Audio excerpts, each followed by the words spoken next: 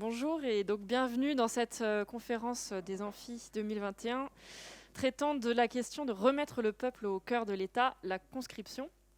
Donc je m'appelle Lucie et je vais modérer ce débat et distribuer la parole. Donc je vous présente donc à ma gauche donc Marie Trélucan, donc qui est présidente et cofondatrice de l'association Unicité, qui a été membre du CESE et de l'Agence du service public civique. Et à ma droite, donc Aurélien Saint-Toul, qui est membre du groupe thématique de défense de la France Insoumise. Donc Marie Trélucan, vous êtes donc présidente et cofondatrice d'Unicité. C'est une association qui a été pionnière dans le développement du service civique. Votre association a accueilli des milliers de jeunes depuis 1995. Donc des jeunes qui se sont engagés donc, pour une durée d'au moins 6 mois. À temps plein, qui est rémunéré et vous a été en quelque sorte, mais vous allez le préciser pour les personnes qui sont venues nous écouter, à l'origine de l'instauration du service civique.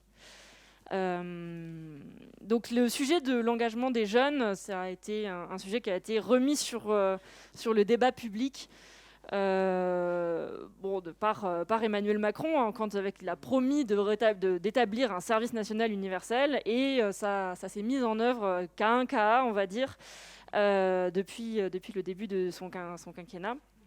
Et ce sujet de l'engagement des jeunes est quelque chose dont nous voulons débattre avec la France Insoumise, parce que nous avons des propositions alternatives à faire à ce que fait Macron, et une analyse assez critique du SNU.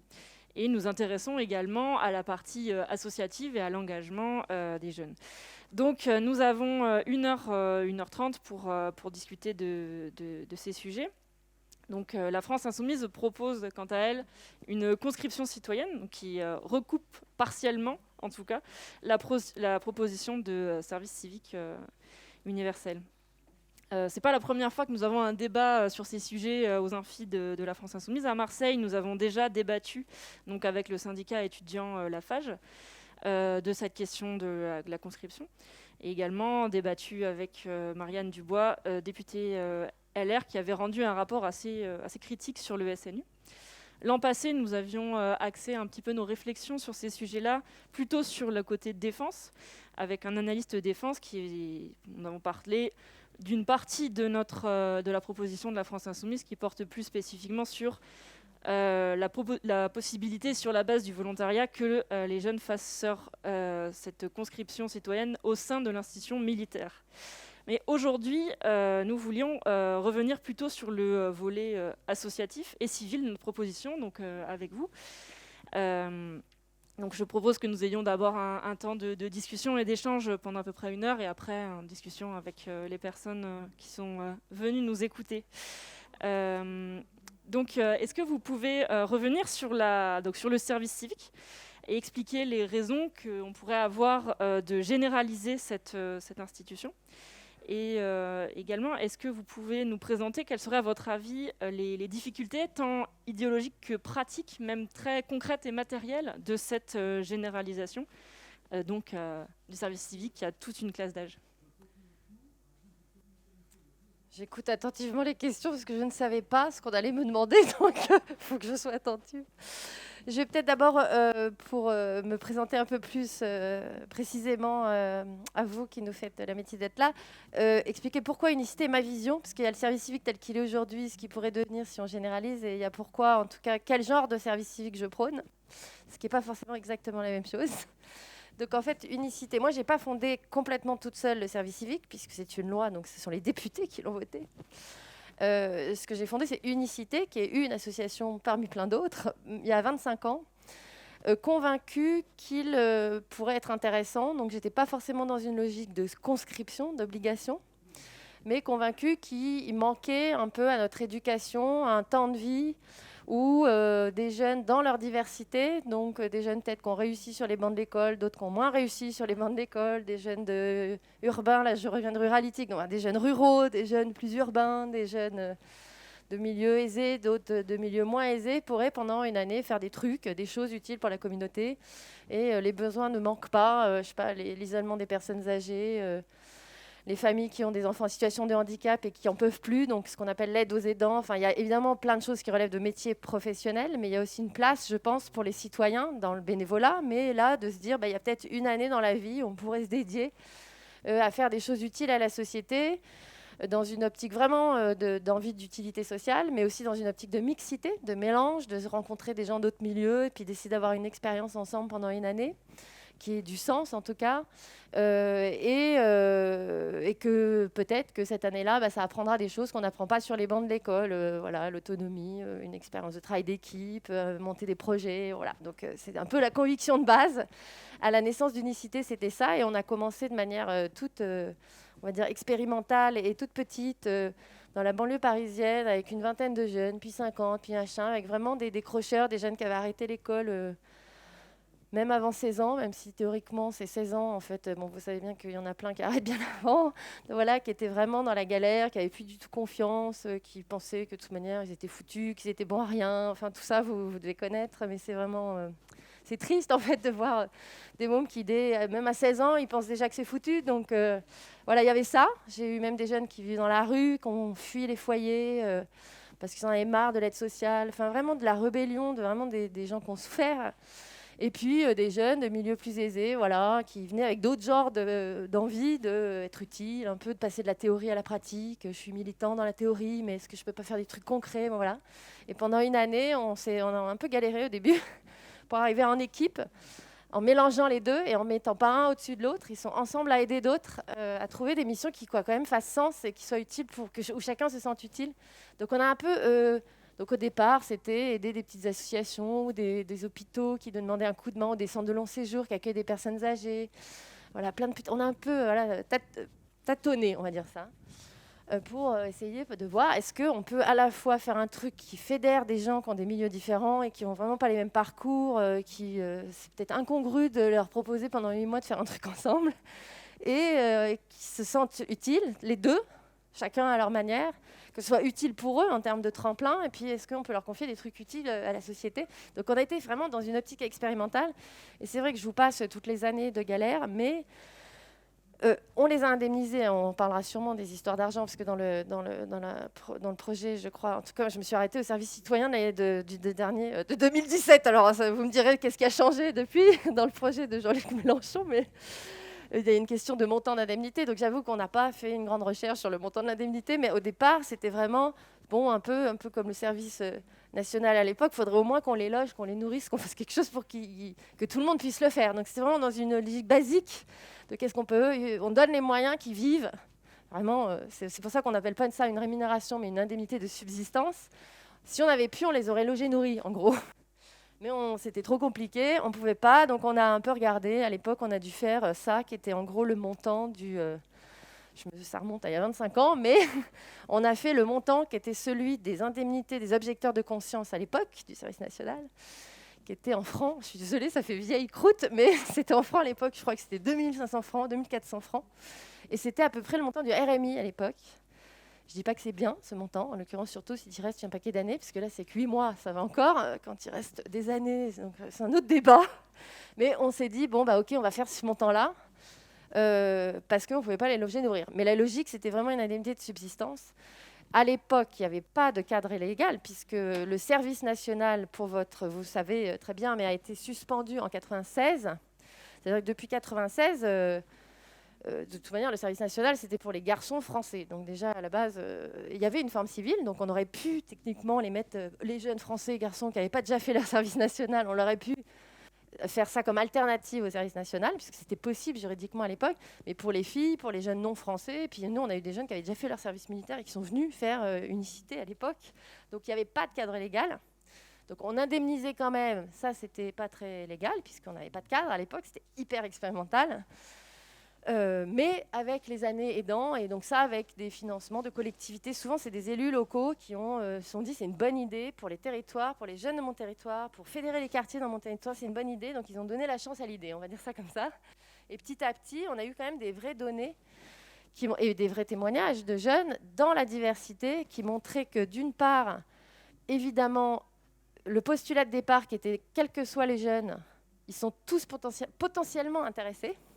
C'était pas une obligation, et ça l'est toujours pas, mais potentiellement, un jeune qui a fait des études peut être intéressé parce qu'il est dans un moment dans sa vie où il est une espèce de tournant, il se cherche, chacun a ses raisons, mais il y a forcément des moments où ça peut être un bon moment de faire une espèce de pause citoyenne où tu prends du recul, tu n'es pas dans la course au diplôme et à l'emploi, et tu fais une pause. Et ça, on l'a vraiment vécu avec des jeunes de tous les parcours. Alors évidemment, c'est d'autant plus vrai avec des jeunes, et on avait déjà plein de témoignages à l'époque de jeunes qui faisaient rien, donc qui étaient vraiment dans une situation compliquée. Donc j'ai évoqué les décrocheurs, jeunes, mineurs, mais il y en a, et ça fait 5 ans qu'ils font rien. Enfin voilà, il y en a malheureusement encore beaucoup. C'était vrai aussi, on avait là des données même de retour à l'emploi. Enfin, c'était vraiment un vrai tremplin pour... un vrai outil d'orientation pour beaucoup de jeunes, un vrai tremplin pour d'autres, avec des taux de retour à l'emploi, à la formation qualifiante assez convaincants. On voyait aussi que ça marchait en termes de... C'était compliqué, mais ça marchait en termes de casser un peu les préjugés. On a beaucoup de jeunes qui n'étaient jamais sortis de leur communauté, entre guillemets, soit sociale, soit même culturelle. J'ai eu des jeunes, je sais pas, de la communauté chinoise, par exemple, qui n'avaient jamais parlé de leur vie à un jeune noir. Donc, c'est leur grand truc, c'était « Ah, dis donc, je ne savais pas qu'ils étaient comme ça ». Je vous raconte des histoires à la con, mais c'est quand même hyper marquant, ce cloisonnement qu'on a dans la société, et ce qu'on avait réussi en mélangeant. C'est pas évident d'aller les trouver, les convaincre d'y aller, mais ça marchait vraiment. C'est-à-dire qu'au bout de 8 mois, quand même, il y avait un petit cheminement, une prise de conscience du préjugé, de la méconnaissance. Je ne connais pas, en fait. Une vraie prise de conscience des préjugés. Parce qu'ils se rendent compte que finalement, ils avaient des préjugés. Tous, on est tous comme ça, de manière. On pense qu'on n'a pas de préjugés, on en a plein. Et voilà. Et finalement, on était avec des gens qui, finalement... c'est du déclaratif, il n'y a pas d'études scientifiques sur ce volet-là. Il y en a sur le retour à l'emploi, mais qui vraiment changeaient de regard sur les autres, dans la diversité, voilà. Et ça, ça nous semble hyper majeur en termes d'enjeux de société. Et puis, on avait évidemment la preuve aussi, c'était beaucoup plus galère, mais que les associations, les acteurs sur le terrain, honnêtement, peut-être c'est différent dans d'autres pays, mais n'étaient pas si ouverts que ça aux jeunes. Enfin, je ne sais pas s'il y a sûrement des militants syndicaux, jeunesse, étudiants ou quoi. Franchement, le secteur professionnel français est très fermé. Enfin, en gros, ils demandent aux jeunes d'avoir de l'expérience, alors qu'à la base, évidemment, tu n'en as pas au début. Donc, ça peut... Et ben, même en disant, voilà, on a des jeunes, ils sont disponibles, ils veulent aider en équipe. C'était pas si évident d'avoir des gens qui fassent confiance et qui disent oui, on va les accueillir, on a des idées, on a des projets, voilà, de faire ouvrir leurs portes, quoi. Donc, c'était pas si évident, mais on commençait à voir la preuve qu'il y a quand même plein de structures qui avaient changé de regard et qui se disaient, bah ouais, finalement, c'est intéressant. Ils m'ont vachement apporté. Bon, évidemment, ils ont apporté des heures de travail, entre guillemets travail, parce que souvent, c'était du à côté. Hein. C'était, je sais pas, ils animaient des ateliers dans les centres d'hébergement d'urgence. Évidemment qu'ils ne font pas travailleur social, parce qu'ils n'ont pas la compétence, ils ne sont pas travailleurs sociaux. Mais ils vont aider l'animateur ou le travailleur social en animant des ateliers ou en organisant des... Enfin, aujourd'hui, là, c'était il y a 25 ans, mais là, en organisant des ateliers, je sais pas, numériques ou théâtre, ou selon leurs envies, avec les résidents. Voilà, c'est pas du professionnel, c'est du à côté, mais ça apporte vachement d'oxygène aux structures. Et on avait plein de témoignages comme ça, de structures qui disaient, c'est vrai que j'aurais pas fait confiance au début, mais finalement, ces jeunes, non seulement ils nous ont aidés à lancer des ateliers, à innover, à améliorer la qualité du service qu'on rend à la population, blablabla. Et en plus, ils nous ont amené un regard nouveau, des idées, quand même, les jeunes. Voilà. Et donc, on se disait, c'est quand même hyper intéressant en termes aussi de changement de mentalité des adultes de l'autre côté, dans le champ social, là, parce qu'évidemment, ce n'est pas dans les entreprises, c'est dans les associations, les hôpitaux, les écoles. On se disait, il y a quand même une vraie utilité. En tout cas, on avait un retour d'expérience positif, et c'est ça, je raconte toute cette histoire. Mais pour dire que c'est ça qui m'a amené effectivement à beaucoup défendre l'idée que l'État soutienne, en fait. Parce que pourquoi fallait une loi et un cadre, etc. C'est qu'il faut des sous et puis il faut un cadre légal. Parce que ce qu'on faisait au départ était pas encadré. C'est-à-dire les jeunes, ils faisaient une césure comme ça. Mais à l'époque, ils étaient rien, quoi. Aux yeux des administrations, ils étaient pas étudiants, ils n'étaient pas travailleurs, ils n'étaient rien. Donc, vous savez, il y avait une question même de reconnaissance de la société, au-delà de la question de la couverture sociale. Ils ne cotisaient pas pour la retraite, enfin tout ça. Donc on se disait, il faut quand même, qu'ils aient une couverture sociale et qu'ils cotisent pour la retraite pendant cette année où quand même ils se rendent utiles à la société. et que leur donner cette indemnité, ce soit légal, parce que ça ne l'était pas, voire mieux que l'État paye. Que l'État paye la couverture sociale, la retraite, et l'indemnité, et l'encadrement, et les formations, parce que je vous passe que en tout cas dans le modèle unicité, on a des journées de formation. C'est-à-dire ils bossent, entre guillemets, mais en équipe. Mais ils ont chaque semaine des temps de formation, alors soit formation civique, rencontre avec des élus, ça sert à quoi un maire? Bon, ça paraît évident, mais il y en a plein, ils n'ont jamais voté de leur vie, et puis ils pensent que ça sert à rien, donc c'est pas pour les pousser, mais au moins qu'il y ait une réflexion. Voilà, des syndicalismes étudiants, ça sert à quoi le syndicalisme? Enfin, des choses comme ça, c'est des temps de réflexion, de prise de recul, donc il y a ces temps-là, et donc ça coûte, entre guillemets, parce qu'il y a des formateurs, enfin voilà, Et donc, on voulait que l'État paye, pour résumer, en considérant que c'est une continuité de l'éducation, en fait, qu'on apprend autre chose que ce qu'on apprend à l'école, et l'école doit payer Enfin, ça, c'est ma conviction, évidemment, doit payer l'éducation pour tous, et ça fera partie, pour moi, en tout cas, ça doit faire partie de l'éducation, et donc l'État doit payer. Donc, on voulait un cadre légal et du financement d'État. C'est ça qui m'a amené à beaucoup pousser et faire du plaidoyer, effectivement, pour que, je vous passe les années, il y a eu d'abord... Je dis toujours que les jeunes de quartier, c'est grâce à eux et un peu unicité, mais qu'est né tout ça, parce que c'est la première reconnaissance institutionnelle du projet, de cette idée.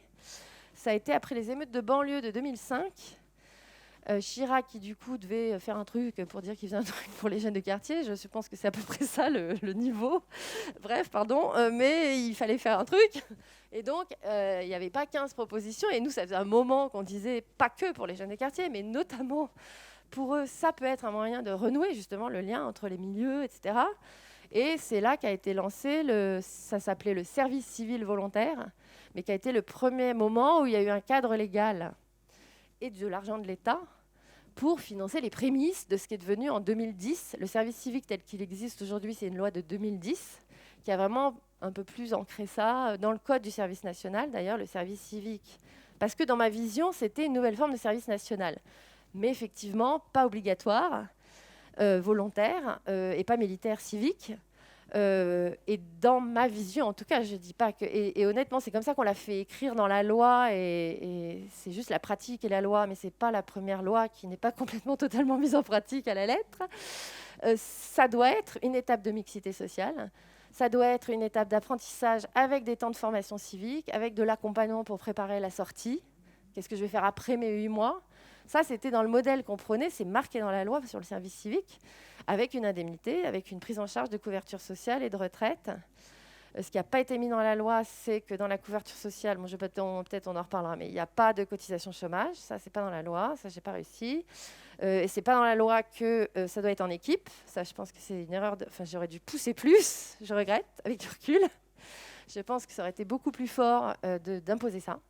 Je lance le truc, parce que je sais que plein de gens ne sont pas d'accord, mais moi, je pense que c'est une manière aussi de faire que ce soit différent d'un emploi aussi. Quand c'est collectif, c'est une mission en équipe, c'est différent. Tu peux du coup intégrer des jeunes qui n'ont pas confiance en eux, quel que soit le milieu. Il y a des jeunes, ils n'ont pas confiance, ils pensent qu'ils ne vont pas être capables.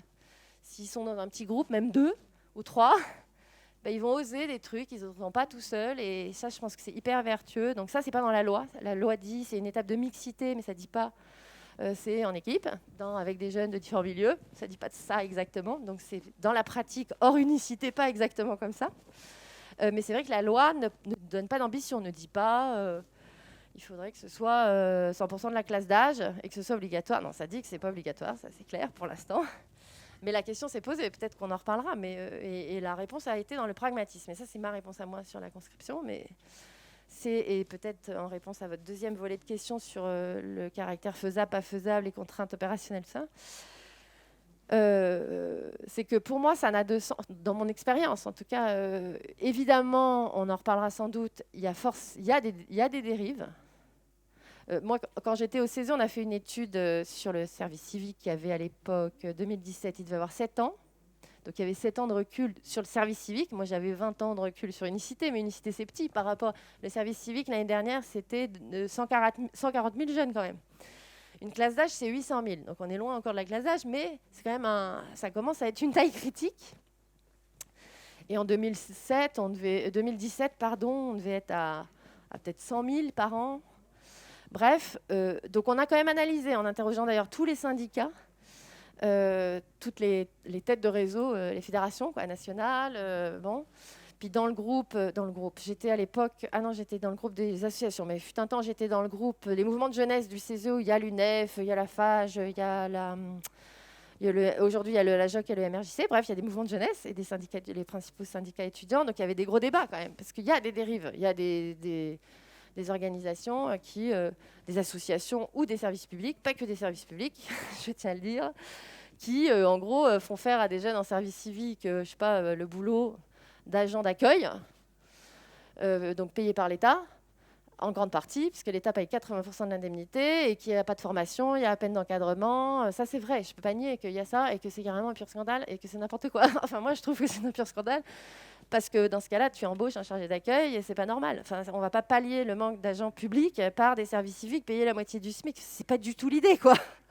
Ça doit être un temps éducatif, collectif, où tu donnes des choses à la population plus qu'à l'administration ou à la structure, à mon avis. Sinon, tu n'as pas le même sentiment d'utilité sociale et où c'est formateur. Si tu n'as pas du tout de temps de recul, d'accompagnement pour t'aider à rebondir derrière, pour moi, ce n'est pas un service civique. Et donc, c'est vrai que ces dérives existent et je ne vais pas dire je suis pour le service civique pour tout le monde comme ça.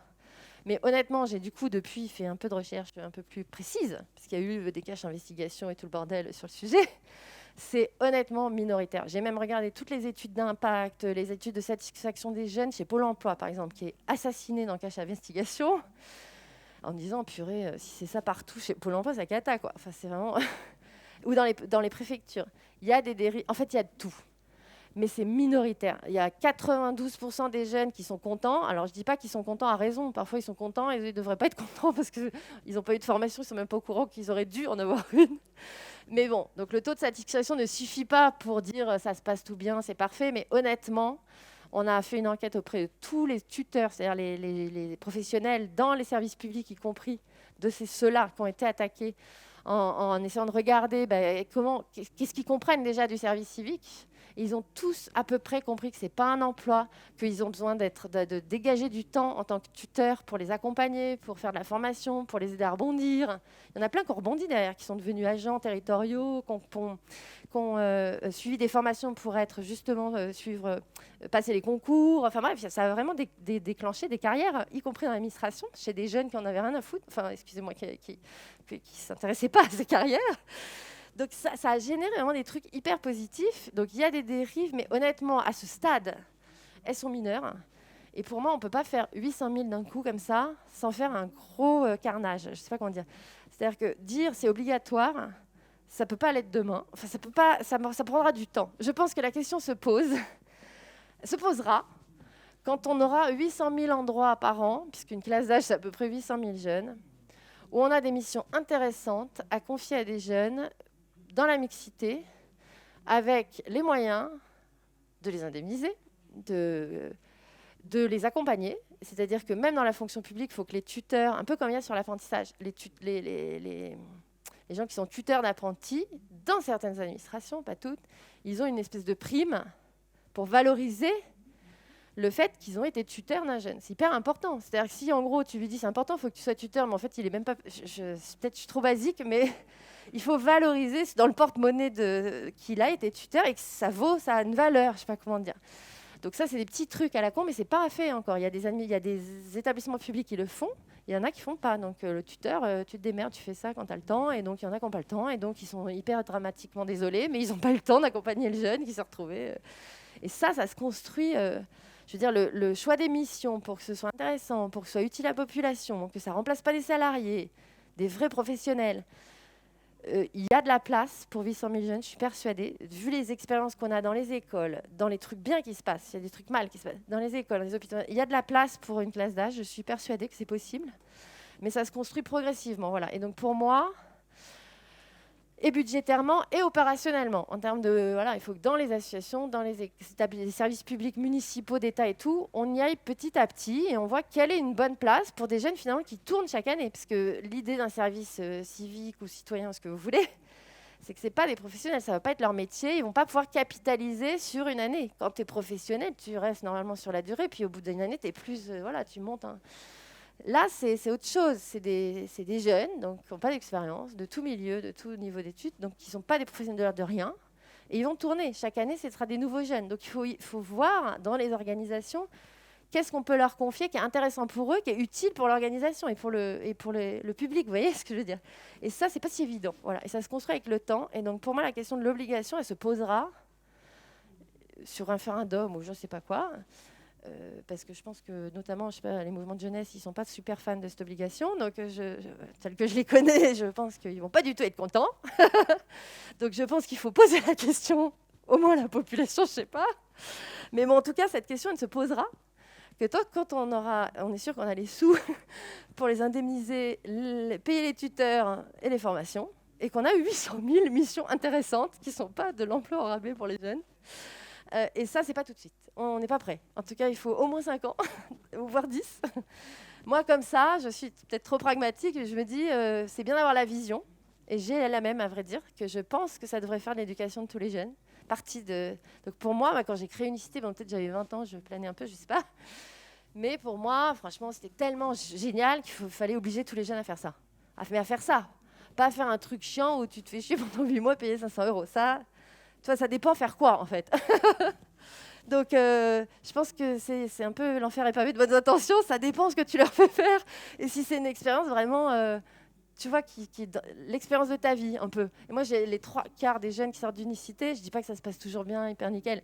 Mais franchement, j'ai eu des jeunes, pardon, je parle hyper mal, je suis trop fatiguée, j'ai fait 5 heures de route, j'en peux plus. Bref, j'ai eu des jeunes de tous les milieux, honnêtement. Je vous dis, des jeunes qui étaient à Centrale, qui ont pété un câble, donc des hyper familles, hyper aisées, ont réussi toute leur vie, ils ont fait les maths sup, je sais pas quoi, tac, tac, Centrale. Et puis, ils pétage de câble, quoi. Donc, il abandonne totalement. Hein, donc, je veux dire, mais ce jeune-là, mais ça l'a sauvé, hein, parce qu'il partait en dépression totale. Mais tu avais l'autre qui était dans les foyers, mais ça m'a beaucoup touchée, parce qu'elle avait toujours refusé tout collectif. C'est-à-dire que pour elle, elle était tellement révoltée de la société. Elle avait été placée en foyer, elle avait fui les foyers, en famille d'accueil, elle fui les familles d'accueil. Elle refusait tout, elle vit dans la rue, elle préférait ça que le système d'aide sociale, si je résume. Tellement elle était en rébellion, et c'était la première fois, parce que 8 mois dans une équipe, tous les jours, c'est lourd. Enfin, quand tu refuses le groupe, c'était hyper gros pour elle, et je pense que ça l'a aidée à recroire en la société, et au fait qu'elle pouvait avoir une place dans cette société, et je pense que... Bon bref, c'est des histoires comme ça qui font que même après 25 ans, je suis encore hyper convaincue. Et malgré les dérives qu'il y a sur le service civique, je reste convaincue que si on fait gaffe aux dérives, et c'était un peu le bilan de notre rapport du CESE, on disait, globalement, on est favorable à la généralisation, c'est ça qu'a dit le CESE, hein, sous réserve. Voilà, on est favorable à la généralisation du service civique si on l'améliore, pour qu'il y ait plus de commissions collectives, voire que ça, pour qu'il y ait vraiment un caractère éducatif, de formation, des temps réservés, pour que je ne me souviens plus toutes les recos qu'il y avait. Dans ces cas-là, voilà, si on fait gaffe aux dérives, en fait, et qu'on l'améliore pour que la mixité soit réelle, qu'il ne soit pas juste dans le texte, et puis après, dans la vraie vie, voilà. Donc, parce qu'on ne peut pas balayer et puis dire... Enfin, je pense qu'il faut construire sur l'existant, qu'on a quand même déjà, je ne sais pas, dans les 140 000... il y a peut-être 100 000 missions géniales ou bien, et qu'il vaut mieux construire là-dessus plutôt que recommencer à zéro, à faire je ne sais pas quoi. La durée est vraiment, je pense, la bonne, si on reste sur 8 mois en moyenne. Je crois que dans le projet de Jean-Luc Mélenchon en 2017, en tout cas, c'était 9 mois, ça me paraît bien, de mon expérience en tout cas.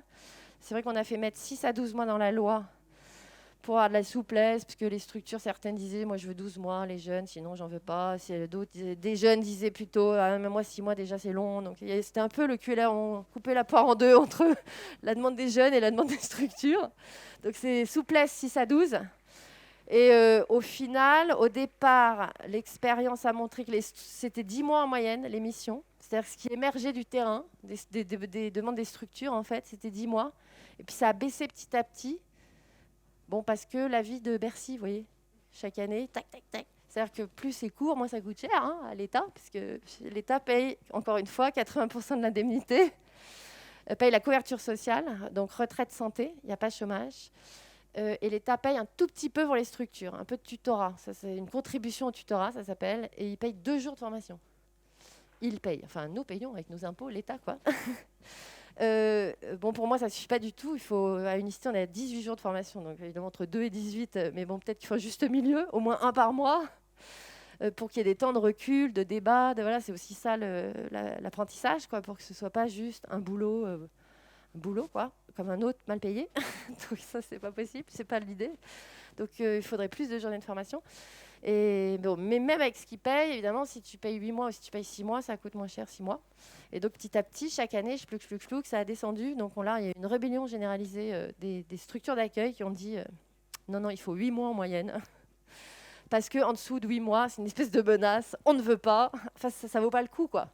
Parce que là, si vous mettez dans la tête des structures qui accueillent les jeunes, bah, c'est vrai qu'il faut l'intégrer, l'accueillir, lui expliquer comment ça fonctionne, quelle pourrait être sa mission, puis réajuster le truc en fonction des idées du jeune, Puis donc ça prend un peu du temps. Puis si on veut que ce soit utile pour lui, bon là moi je parle plus dans une optique éducative, c'est vrai que les jeunes les plus en difficulté, parce que c'est ce qui m'intéresse en particulier, quand même il y a besoin de temps il y a besoin de temps, quoi. Tu reconstruis pas la confiance en toi et tout ça comme ça en 6 mois, c'est court quand même. Donc c'est vrai que c'est pour ça que 8-9 mois je trouve que c'est la bonne durée.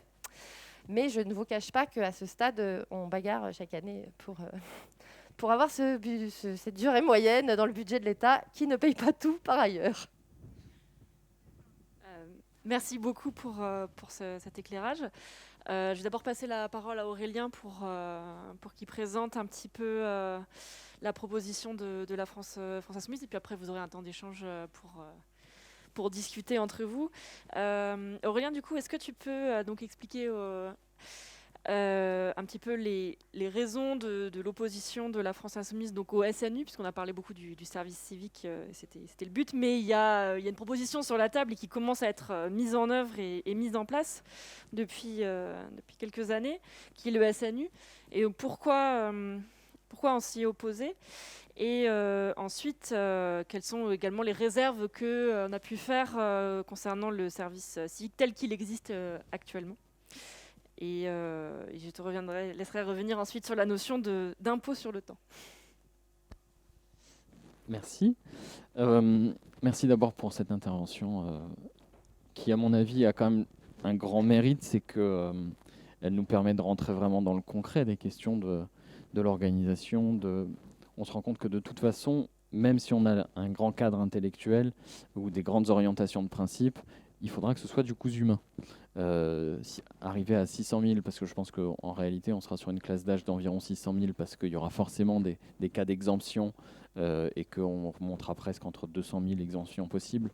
On sera entre 600 000 et 800 000 personnes, mais probablement plus la fourchette basse à 600 000.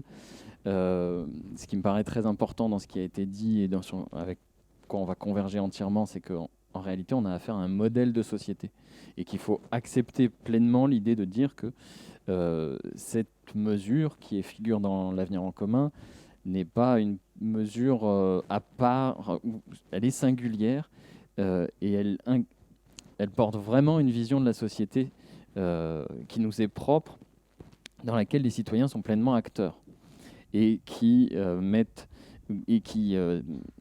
c'est une mesure qui restreint, si je puis dire, le domaine de la société, du secteur marchand, en fait.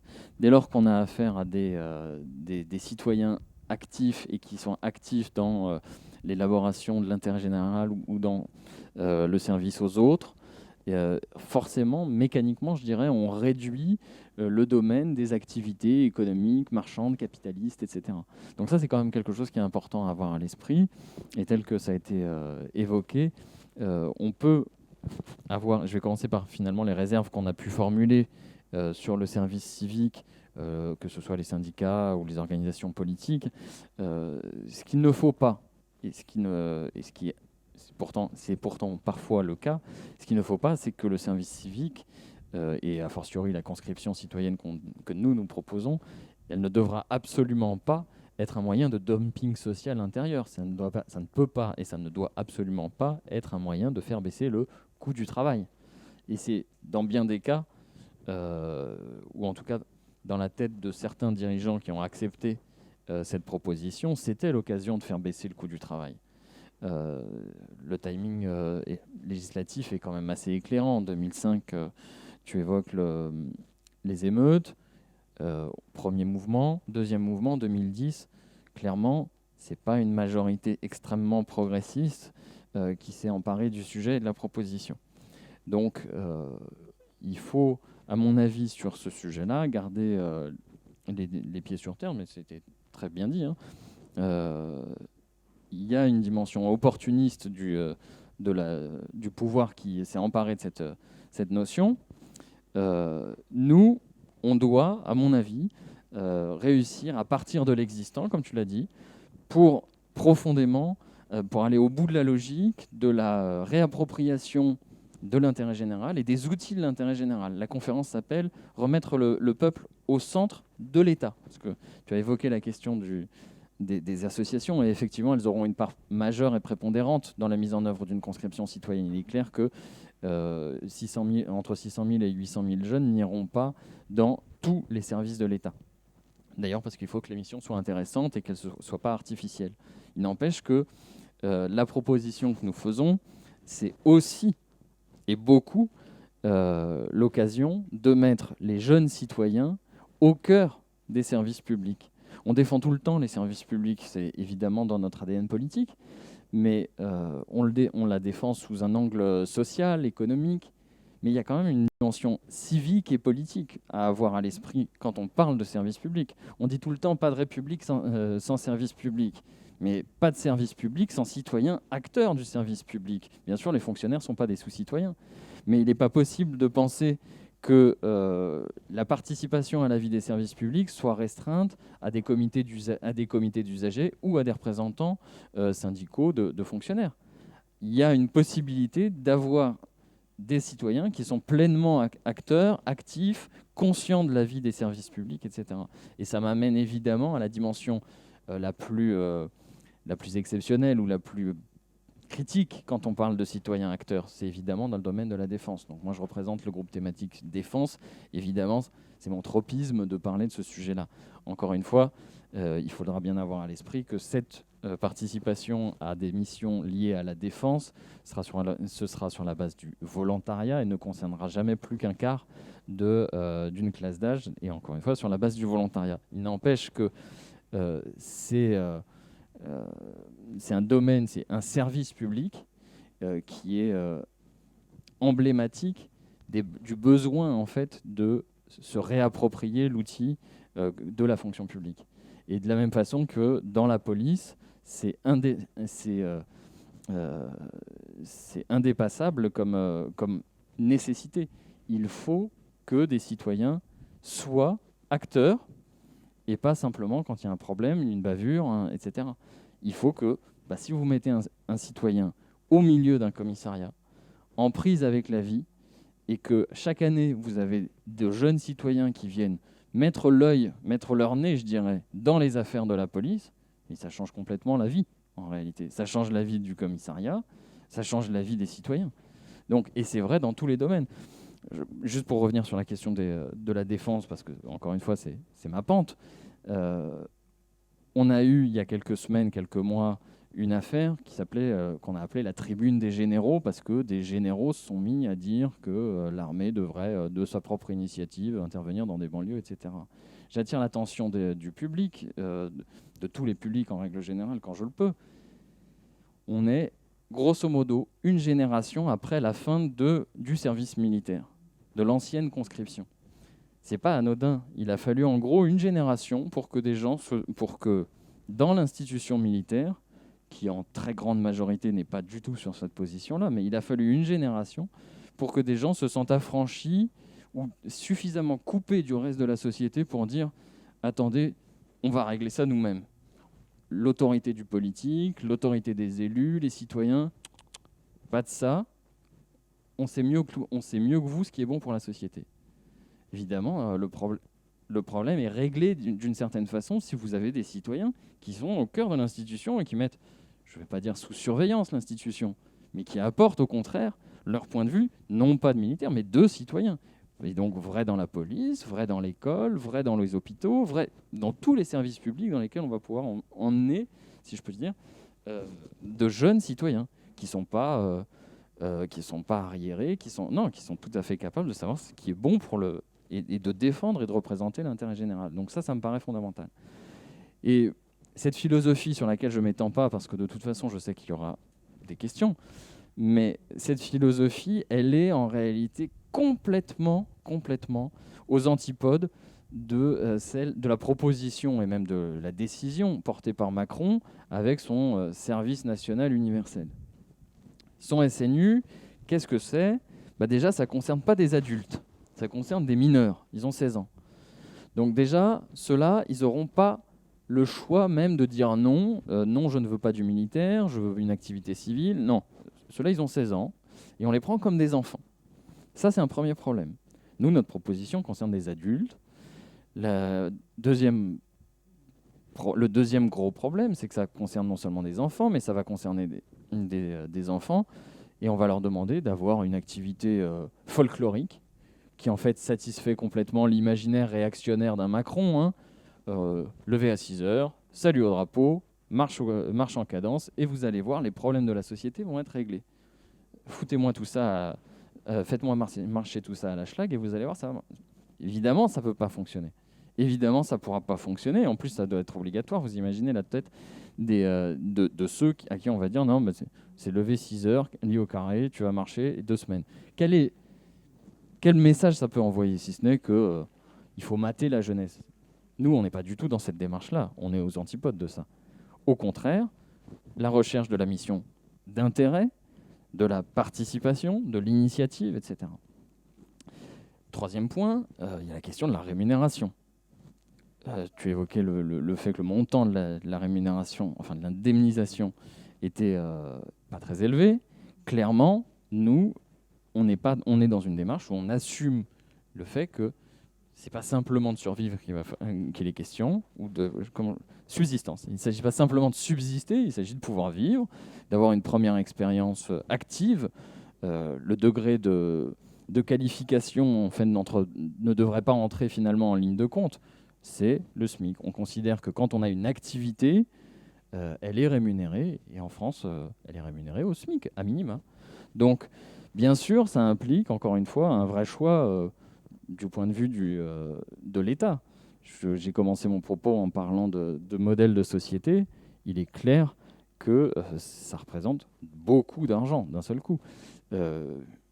Cette mesure-là, elle n'a pas de sens si elle ne s'inscrit pas dans une réflexion plus globale sur ce que c'est que l'austérité, la dette, comment on s'affranchit du cadre européen d'austérité, etc. Mais voilà, je vous invite du coup à d'autres conférences sur comment s'affranchir du miracle, du mirage ou de la pression sur la dette, etc. Mais clairement, c'est sous réserve oui, bien sûr, c'est sous réserve que nous ayons un programme cohérent. Ça tombe bien, le programme L'Avenir en commun est cohérent, il envisage les limites que d'autres voudraient poser à notre capacité d'initiative et à la capacité qu'on a d'inclure tous les citoyens dans la vie de l'État.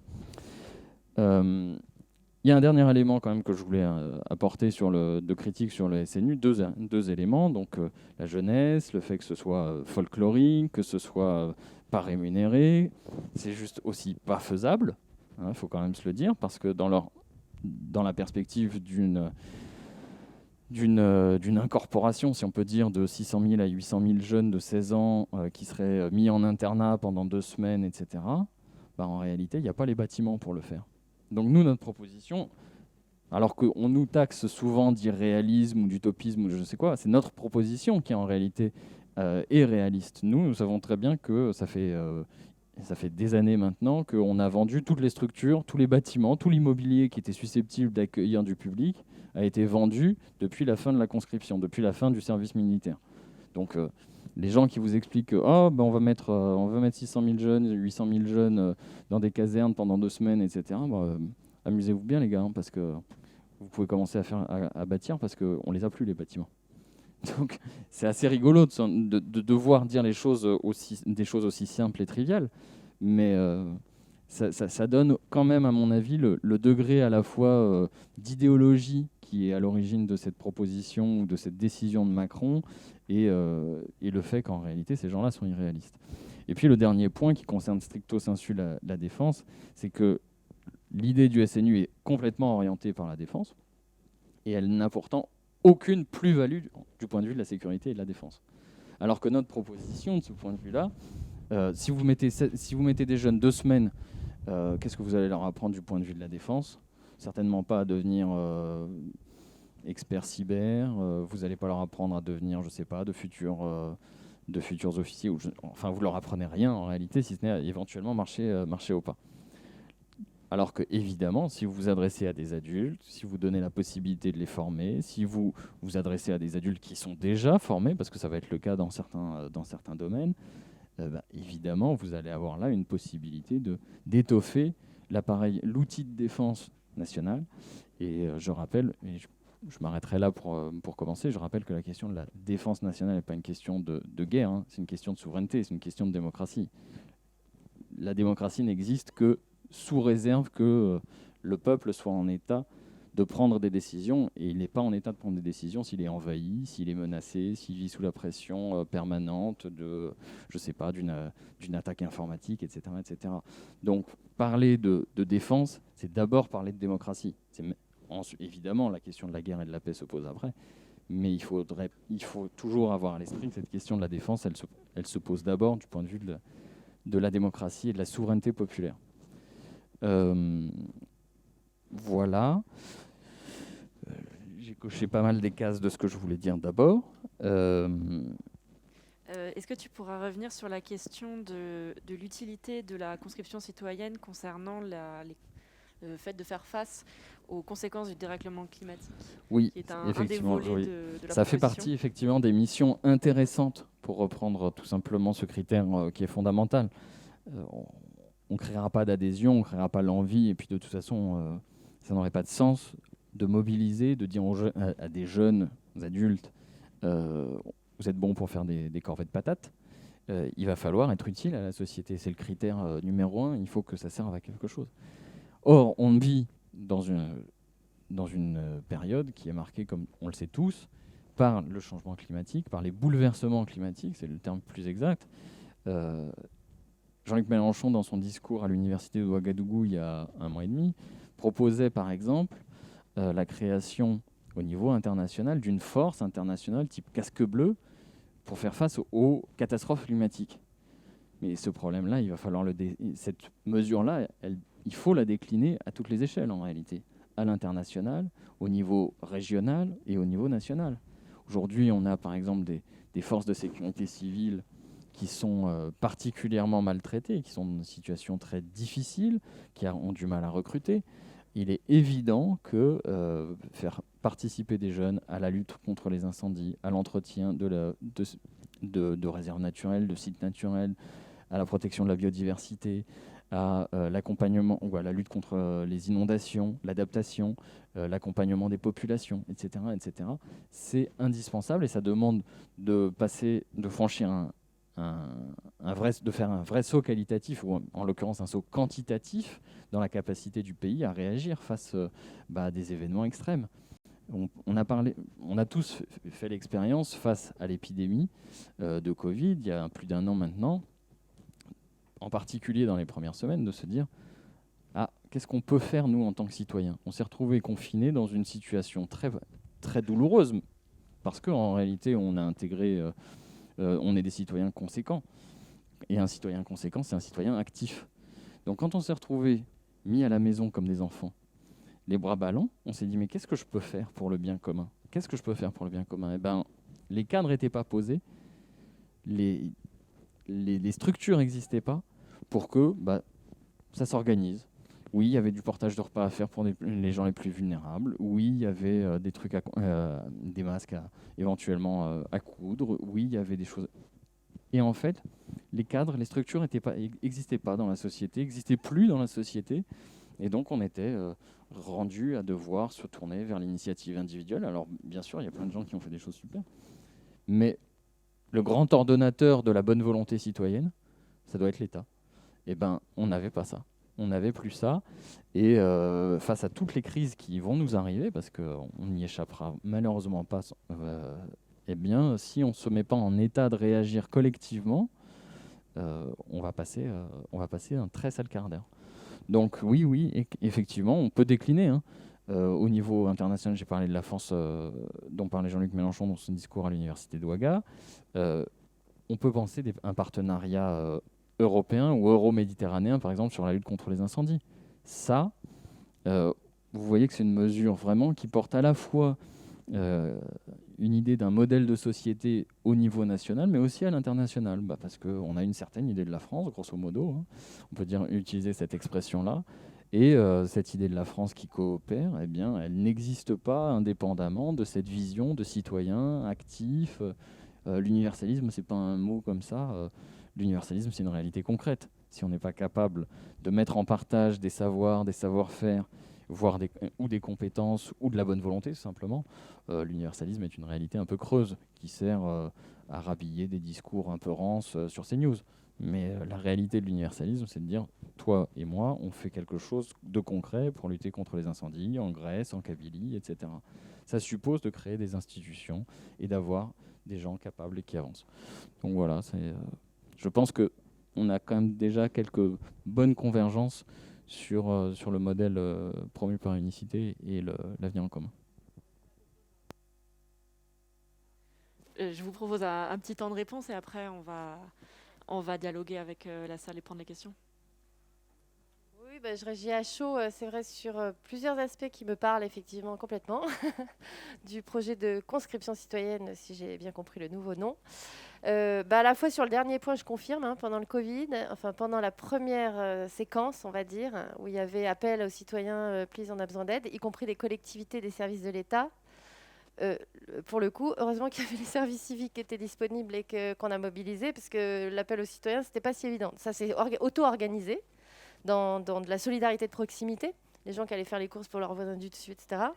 Mais en termes institutionnels, c'est-à-dire l'appel de l'État, des préfets et l'appel des collectivités locales, allô Unicité, quoi. Je résume à peu près, mais et l'institution service civique qui est pour moi un peu le matelas sur lequel on peut construire, ou les fondations sur lesquelles on peut construire quelque chose de plus ambitieux, puisque c'est comme ça que je vois votre projet.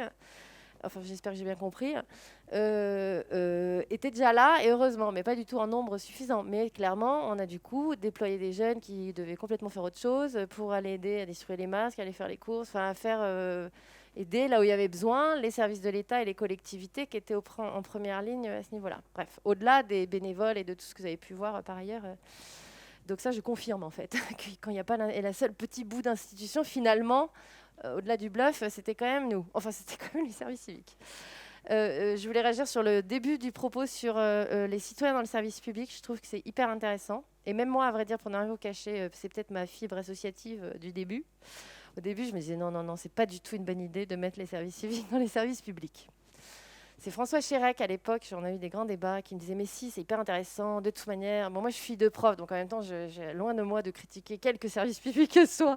Je suis à fond. Mais je me disais quand même, ils n'ont pas le temps de gérer les jeunes, ça va mal se passer. Je ne le sentais pas. J'aimais mieux qu'il y ait une association intermédiaire qui veille quand même à l'intérêt du jeune dans le système. Bon.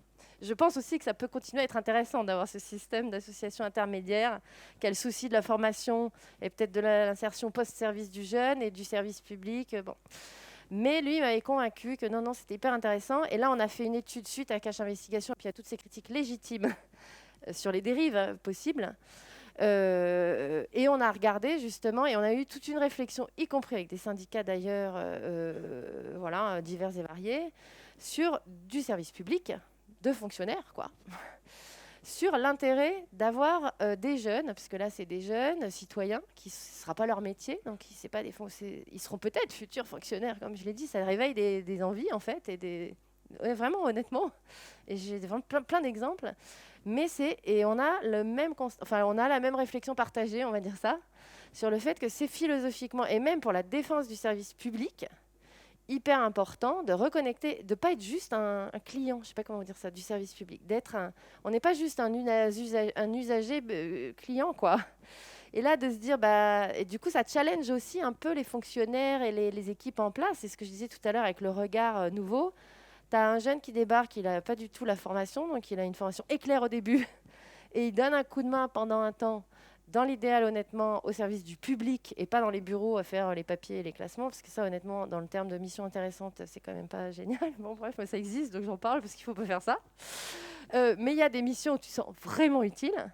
Mais ils challenge quand même. Mais pourquoi vous faites ça comme ça? C'est vraiment pas clair. Nous, ils comprennent rien, les gens. Enfin, voilà, ça aussi, ça challenge la méthode. Et je pense que c'est hyper vrai ce que vous dites. Enfin, j'adhère, voilà, au point sur le fait que c'est finalement intéressant, y compris philosophiquement, d'avoir des citoyens, là, des jeunes qui, tous les ans, puis ils restent quand même un certain temps, ils ne viennent pas juste en éclair. Donc ça, c'était ma deuxième réaction, c'est que je suis tout à fait d'accord sur le fait que c'est, mais même en termes, si on croit à notre service public, je pense que c'est structurellement hyper important. Parce qu'il y a eu quand même une dérive avec plein d'autres choses. Bon, je ne vais pas rentrer dans d'autres débats, mais sur le fait qu'in fine, on ne se rend même plus compte. Même les citoyens deviennent consommateurs du service public. Je pense que c'est hyper malsain et que ça peut un peu aider à renverser la vision et puis le partenariat et puis faire que c'est aussi des non-professionnels, des jeunes, des usagers finalement qui participent au service pendant un temps. Et c'est très important. Donc je vous ferai passer, on fera l'étude, je ne sais plus quand est-ce qu'on va la publier, mais vers octobre. Je vous ferai passer du coup. À ceux qui s'intéressent, on pourra vous faire passer les réflexions partagées sur ce sujet exactement. Et puis après, sur les critiques formulées vis-à-vis du projet gouvernemental, je ne vous cache pas que je suis globalement assez d'accord avec vous. Je n'ose pas trop critiquer, mais je pense que le nœud, c'est le problème de la durée, en fait. Je pense que ma vraie critique, qui n'est pas sur... je ne suis pas d'accord, le seul point de désaccord, c'est sur les 16 ans, là. Je pense que dès 16 ans, déjà, c'est des jeunes adultes. Honnêtement, ce n'est pas l'âge le problème, pour moi, en tout cas. Parce qu'on a des jeunes de 16 ans qui font un service civique, qui sont révolutionnés, et certains, ils vont bosser direct. Enfin, et ce n'est pas ça le sujet pour moi. Le sujet, c'est que quand en 15 jours, vous l'avez un peu dit aussi, hein, c'est vraiment la durée. C'est que ce n'est pas en 15 jours qu'on va faire quoi que ce soit. Enfin, je ne crois pas, là, pour le coup, c'est peut-être la fille de prof et l'éducatrice. Je ne pense pas qu'on peut vraiment changer structurellement une vision des choses, mais même des préjugés en 15 jours. C'est la durée, le problème, en fait. Et je pense que c'est pour ça que je plaide plus pour un SCU qu'un SNU, que je pense que c'est plus utile de généraliser le service civique 8 mois, si on fait attention à toutes les dérives et qu'on le fait bien, et après on aura un débat sur l'obligation, tout ça. Parce que la question de l'engagement, c'est contradictoire avec l'obligation, donc ça, il y a quand même un débat. Mais je pense que c'est beaucoup plus utile, et pour la société, parce que les jeunes produisent du service. Au final, l'idée d'un service national, c'est les jeunes qui rendent service à la nation, quoi, entre guillemets. Et là, c'est pas ça. Là, c'est pendant 15 jours, c'est l'école bis, quoi, un peu. C'est ça que je trouve contradictoire, en fait. Parce que c'est du coup, forcément, sur 15 jours, ils sont bénéficiaires d'un savoir extérieur. Et c'est ça que je trouve bizarre dans l'idée de service. Ils ne sont pas dans une posture de rendre service. Et c'est surtout qu'on ne change pas. Il faudrait commencer dès le primaire. Moi, j'en ai parlé avec ma mère, elle était institutrice. Bon, bref, c'est beaucoup plus jeune, en fait, qu'il faut commencer. Mais même l'éducation à la défense. Si dans ta tête, pendant 16 ans, tu penses que les militaires, c'est des connards, excusez-moi, mais c'est pas à 16 ans, tout d'un coup, en 15 jours. Ça marche pas. Donc je pense que si on veut une vraie éducation, réconcilier le lien entre les jeunes et même la défense, c'est mon sujet, hein. Mais c'est pareil, ça prend quand même du temps, puis il faut commencer plus jeune, quoi. Je pense. Donc c'est peut-être le parcours, il y a eu ce genre de discussion parfois, ou de proposition d'un parcours d'éducation à la défense et à la citoyenneté. Même aux valeurs républicaines renforcées dès l'école primaire, mais quitte à dire, il y a 4 fois une semaine réservée sur ces sujets, on apprend le brevet de secourisme, mais c'est pas plus jeune, quoi. Enfin, et puis peut-être plus étalé dans le temps, qu'il y ait le temps que ça rentre, qu'on ait le temps d'en débattre, de revenir dessus. Je sais pas moi j'ai passé le brevet de secourisme. Enfin, le truc PSC1, là, une journée, non mais attendez, pourtant j'ai fait plein d'études. Je suis incapable de sauver quelqu'un, c'est trop rapide, il faut répéter. Ça suffit pas un jour. Enfin, je pense qu'il faut répéter. Il vaut mieux faire le PSC1, je sais pas, même en primaire, le refaire en 6e, le refaire machin. Là, tu vas sauver quelqu'un. Sinon, j'y crois pas 3 secondes que tu vas sauver quelqu'un. Excusez-moi, je plaisante avec ça, mais c'est un exemple de choses qu'on voudrait atteindre en 15 jours. Mais on peut pas atteindre tout ça en 15 jours. Donc, c'est moins le fond, ou même l'idée de... Après, il y a des questions budgétaires et de choix. C'est vrai que de loger tout le monde pendant 15 jours, ça coûte bonbon, puis on n'a pas ça. Mais je n'ai pas porté de jugement sur ça. Ça peut être intéressant de dire. Il y a des jeunes à 16 ans, ils ne sont jamais sortis de chez eux. Donc c'est vrai que c'est intéressant de les emmener loin.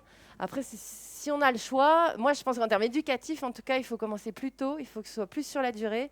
Et un service civique universel du type de 9 mois, en tout cas, c'est beaucoup plus intéressant s'il faut choisir, en tout cas, que 15 jours, ça je vois pas. Juste pour sortir les enfants, le droit aux vacances, la colonie de vacances, tout ça c'est très bien et ça sert à autre chose et voilà. Aurélien, peut-être répondre sur la question de la mixité, de la lutte contre les discriminations en relation avec la conscription citoyenne. Deux mots, parce que les mains commencent à se lever, on va avoir une vraie discussion et je ne veux pas escamoter ça. Oui, ça fait partie quand même des sujets qu'on a forcément à l'esprit quand on est de tradition peut-être un peu réservée sur les questions de service militaire, de conscription, quel que soit le mot qu'on va adopter pour évoquer ces sujets-là. Oui, c'est quand même un point très spécifique de la proposition. Il s'agit d'une conscription mixte. Et pour qu'elle réussisse, évidemment, ça suppose qu'elle soit mise en œuvre par nous, c'est-à-dire des gens extrêmement vigilants aux questions de discrimination, aux questions d'égalité, de genre, etc., etc. Et qu'on se fonde, l'air de rien, sur une expérience et sur un travail qui est un bon point de départ, puisqu'on a quand même un député qui a sorti, par exemple, un rapport, Bastien Lachaud, sur la lutte contre les discriminations au sein des armées, que ça ne s'est pas fait tout seul, que ça a quand même un peu secoué, pour avoir été aux premières loges, ça a un peu secoué dans l'institution, et que voilà, évidemment, il ne faut pas se leurrer, des propositions aussi fondamentales et structurantes, qui relèvent vraiment du projet de société, oui, ça va percuter certaines habitudes. Donc il faudra tenir la bride courte sans doute à certains, mais tout ça est faisable et mérite d'être fait. Voilà. Alors, je vois les mains qui commencent à se lever. Alors, essentiellement des mains masculines. Donc, j'aimerais bien quand même que le débat soit aussi un débat mixte. Madame, première dame que je vois. Voilà, ça va être rapide. Vous parliez de payer ou d'indemniser les tuteurs. Mais plutôt que de... Est-ce que les tuteurs ont pas... Est-ce qu'on ne peut pas les alléger d'une charge de travail plutôt que de les payer? Enfin, je ne sais pas, c'était simplement ça, puisque c'est plus dur de trouver de l'argent que de...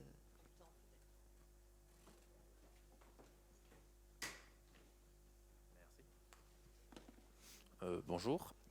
Là, j'ai justement deux petites questions. Là, la camarade, je crois que c'était vous, vous avez dit que vous bossiez au CESE. Ah non, non.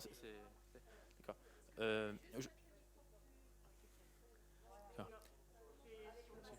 Ah, c'est bon? Mieux?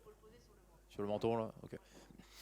Donc, je sais que c'est la troisième chambre et que dans ce qu'elle produit, ce n'est pas contraignant, mais pour savoir à quoi ça sert exactement. Ma deuxième question, c'était si là, vous avez proposé de faire les formations au premier secours à l'école, mais justement, si ceci serait plus propagé, ça permettra justement d'alléger les centres de soins, parce que aujourd'hui les gens vont aux urgences pour une coupure de papier. Et justement, si tout le monde savait faire les premiers soins ou la bobologie, qu'on appelle, ça permettrait d'alléger les hôpitaux et de gagner en plus d'argent que ce que ça coûterait d'acheter les formateurs. Non? Vous pensez pas? Y a-t-il une dame ou une jeune femme?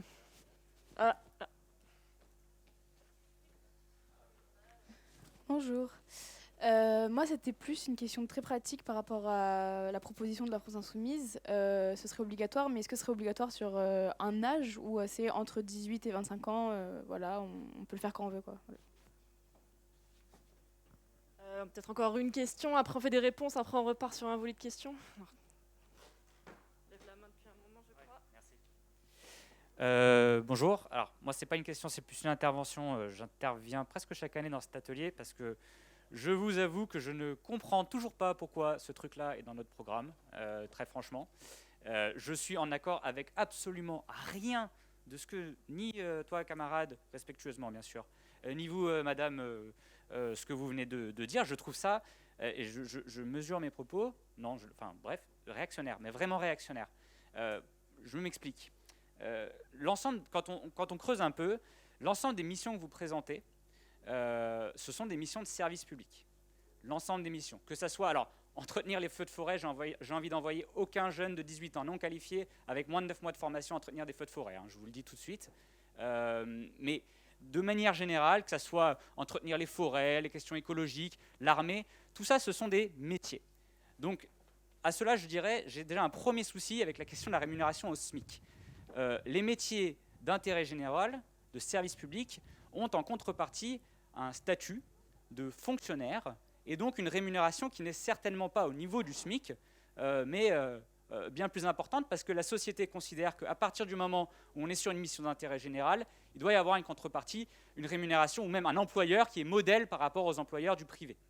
Je précise que à 18 ans, moi, je n'étais pas, plus dans le cadre de l'école obligatoire. J'étais au contraire un insoumis, un syndicaliste, quelqu'un de libre. Et si on m'avait dit va à l'armée ou va dans une forêt couper du bois parce que l'État t'y oblige, je peux vous dire que j'aurais bloqué mon lycée. Et c'est justement ce que j'ai fait à 18 ans. Et on peut apprendre à être un citoyen, à aimer le service public, à défendre la patrie, la nation, tout ce que vous voulez, aussi quand le cadre nous est offert en dehors de missions obligatoires. Je reviens à cette histoire de fonctionnaires. Donc, vous proposez de remplacer des missions de fonctionnaires par des salariés précaires sur des missions courtes, 1 an, et non qualifiés. Donc, j'ai un problème de sécurité avec ça, j'ai un problème de dégradation de la mission de service public, et aussi, j'ai enfin un dernier problème, c'est que, encore une fois, je suis syndicaliste. Quels sont les droits qu'auront ces salariés précaires? Parce que, en contrepartie, alors déjà, je pense qu'il y a une incompréhension totale de ce qu'est le monde du travail. Et je suis désolé, je vous qualifierais peut-être parfois un peu tous les deux, un peu de naïf sur ce que c'est que le monde du travail. Je veux dire, le monde du travail, et en particulier l'armée, c'est avant tout un lien de subordination. Et en contrepartie de ce lien de subordination, il y a ce qu'on appelle le droit du travail.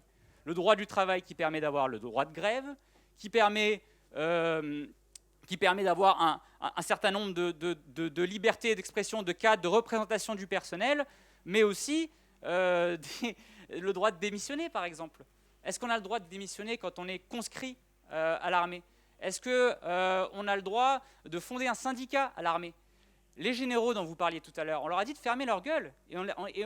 Et il y en a certains qui vont peut-être se faire virer. Pourquoi? Parce qu'à l'armée, c'est ça le principe.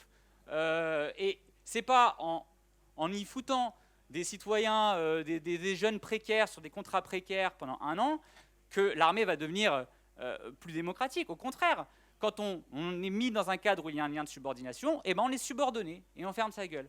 Donc moi, si vous voulez, la subordination sans contrepartie, pour moi, je vois pas le truc et je vois pas en quoi on peut sincèrement défendre ça. Je vais finir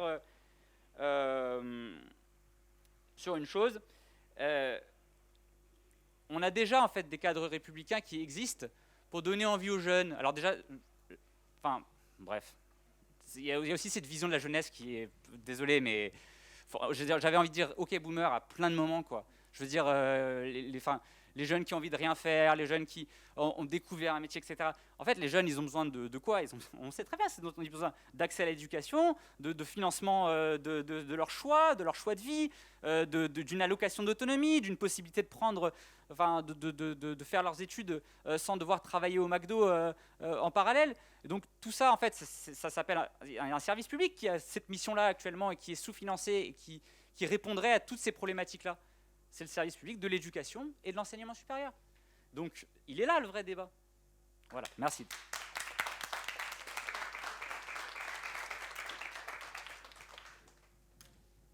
Alors, merci monsieur. Heureusement qu'il y en a qui savent ce que veulent les jeunes, puisque nous ne savons pas en tant que vieux boomers. Merci, c'est sympa d'avoir fait 5 heures de route pour se faire lyncher sa tête.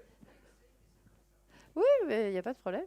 Tout à l'heure, je vais répondre, parce que j'ai un avis sur ce qu'a dit monsieur. Heureusement qu'on a le droit d'avoir des avis quand même. Les tuteurs, oui, tout à fait, carrément, madame. Vous disiez tout à l'heure. Mais malheureusement, souvent, je parlais de cas où ils ne sont pas libérés de rien. Et en plus, pas indemnisés non plus par ailleurs. Donc, c'est vrai que voilà, c'est juste de consacrer un temps à accompagner les jeunes. Alors, excusez-moi, c'est loin de votre propos, mais j'y viens après, je fais dans l'ordre. Qu'est-ce qui a été dit? Le CESE qui sert à rien. Enfin, entre guillemets. C'est vrai qu'il y a eu des recommandations formulées, mais qui s'imposent pas. Le CESE, c'est une chambre consultative. Et la difficulté, c'est que chaque gouvernement, à sa guise, utilise ou pas, et suit ou pas, les avis du CESE. C'est tout le problème. Enfin, c'est tout le problème. En tout cas, c'est une chambre consultative. Donc, le CESE, sur ce sujet, a émis un certain nombre de recommandations, de pistes de travail, Et elles ne sont pas forcément suivies des faits, parce que chaque gouvernement fait comme il veut avec les avis du CESE. Mais j'ose espérer que ça sert, parce que parfois, ils sont suivis.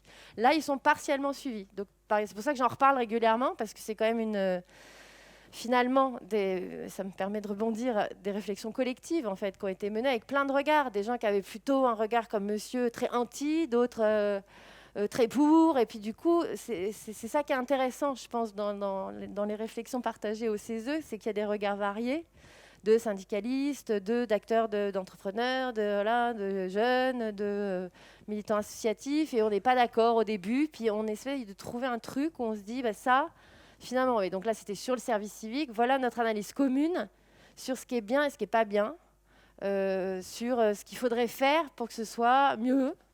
Et c'est ça que je trouve intéressant à suivre pour un gouvernement qui respecte, c'est indépendamment de ce gouvernement-là, hein, c'est valable pour tout le monde. Je pense que le CESE, pour y avoir vécu, peut-être qu'au début je ne connaissais pas, je me disais ça sert à rien, mais en fait ça sert quand même à la démocratie, je pense, parce que c'est un lieu de débat entre gens qui n'ont pas les mêmes avis et qui sont dans la société civile des acteurs avec des regards différents, et je pense que c'est vraiment important de s'appuyer là-dessus pour challenger les idées du politique. Voilà. Oui, c'est une chambre consultative auprès du gouvernement qui est composée que de membres venant de la société civile. Donc, c'est des représentants des différents syndicats, du mouvement associatif, des mouvements de jeunesse. Donc, il y a les 2 principaux syndicats étudiants, etc. Donc, voilà, tout sauf des gens qui sont donc pas des parlementaires et pas des fonctionnaires. Et il faut être hors du système d'État, que de la société civile. Qu'est-ce qu'il y avait ? Le P1C1, je peux que être d'accord qu'il faut... ils ne vont pas remplacer... voilà, pour ceux qui l'ont passé, c'est vraiment juste des mesures d'urgence comme ça, tu ne vas pas sauver quelqu'un. Mais c'est vrai que la solidarité, mais ça engage un début de réflexion par rapport à ce que disait monsieur. Je pense que c'est qu'on ne parle pas de la même chose. Et moi, je n'ai pas parlé de la conscription du projet de la France Insoumise. Parce que je n'ai pas réfléchi.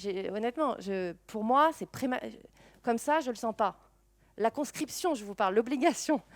Parce que je pense que tout ce que vous dites est vrai pour cette idée-là de conscription. C'est que ça engage plein d'autres questions que je ne me suis même pas encore posées, parce que moi, je suis sur de l'engagement volontaire, premièrement. Mais ça ne veut pas dire que je suis contre. J'ai évoqué que pour moi, la question se posera que si on est capable de proposer, là ça mène ma deuxième élément de réflexion à ce que vous dites, c'est que pour moi, je suis dans moi, ma vision, c'est que c'est une étape de formation. Ce n'est pas un travail, en fait. Je sais pas comment dire. C'est là où j'ai dit les missions. Mais bon, j'ai beaucoup lu Maud Simonet, etc. Donc je vois bien que tout travail bénévole, par exemple le travail bénévole vole le travail des salariés, potentiellement. Donc je comprends. Mais là, pour le coup, je ne suis pas d'accord en termes de vision de société. Je pense qu'une société où même la solidarité comme ça, en fait, ça vole du travail potentiellement de salariés, c'est horrible. En fait, je suis désolée, hein, mais là, pour le coup, je ne suis pas d'accord. En termes de vision de société, tout ne peut pas se résumer au travail. C'est horrible. Enfin, je pense même que pour les gens, parce qu'au final, il y a quand même plein de gens qui n'ont pas de travail, c'est-à-dire qu'ils n'existent pas. C'est horrible. Moi, je ne suis pas d'accord. Avec ça, c'est un postulat sur lequel je ne suis pas d'accord. En revanche, je suis d'accord avec ce que vous dites par ailleurs, que si le projet, c'est de payer des gens à faire le boulot d'un professionnel salarié de la fonction publique pendant 1 an, mais c'est là où je dis, il ne faut surtout pas faire ça. Ça ne marche, c'est intéressant ce projet, que si c'est une espèce de complément de l'éducation. C'est pour ça que pour moi, ça fait partie de l'éducation et ça doit être un temps de formation, du coup, où tu te formes en agissant. C'est là où il faut réfléchir aux missions.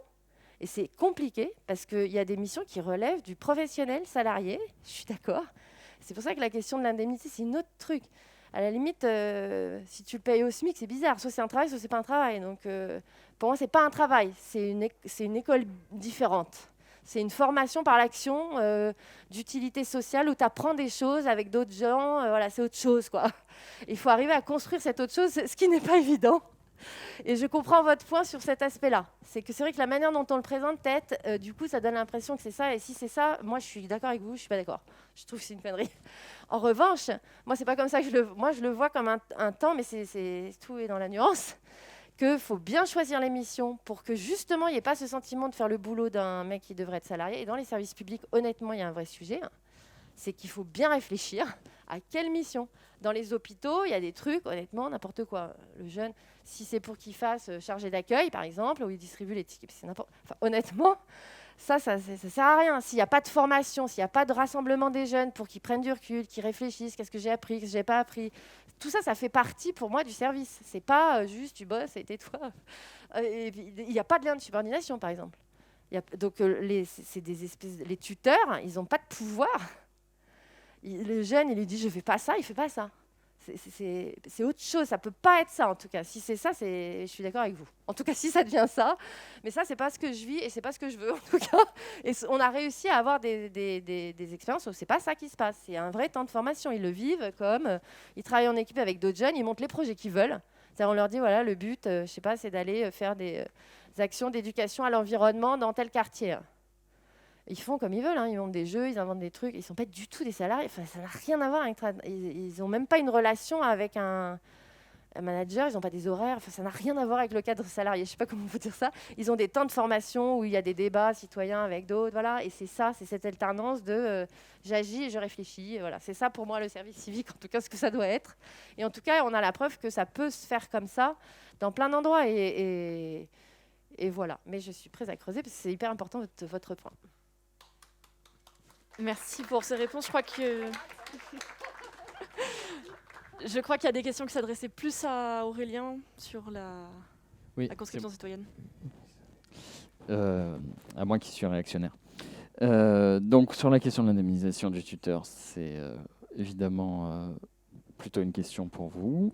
Pour ce qui est du CESE, ça va me permettre de commencer doucement et de donner en fait une réponse qui vaudra pour l'ensemble.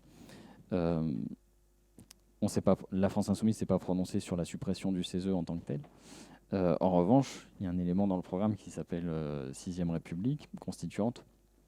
Et il n'est pas exclu que dans le cadre d'une constituante, le CESE passe à la trappe. Ni pour ni contre. Hein. Le processus constituant dira ce qu'il faut ce qui en sortira. Mais en tout cas, ce qui est certain, c'est que l'ensemble du programme vaut et est pensé par rapport aux autres mesures. Et c'est aussi le cas, donc j'arrive directement à la question du service de la conscription. L'âge, oui, 18-25 ans, en réalité, effectivement, il y a des nécessités d'après lesquelles il faudra que certains soient déjà qualifiés ou déjà formés, et en particulier dans le domaine de la défense, et en particulier dans le domaine du cyber, ce qui fait qu'on ne prendra pas forcément des gens à 18 ans en leur disant on va vous former pendant 2-3 ans, et ensuite, sinon, ils vont rentrer directement dans le...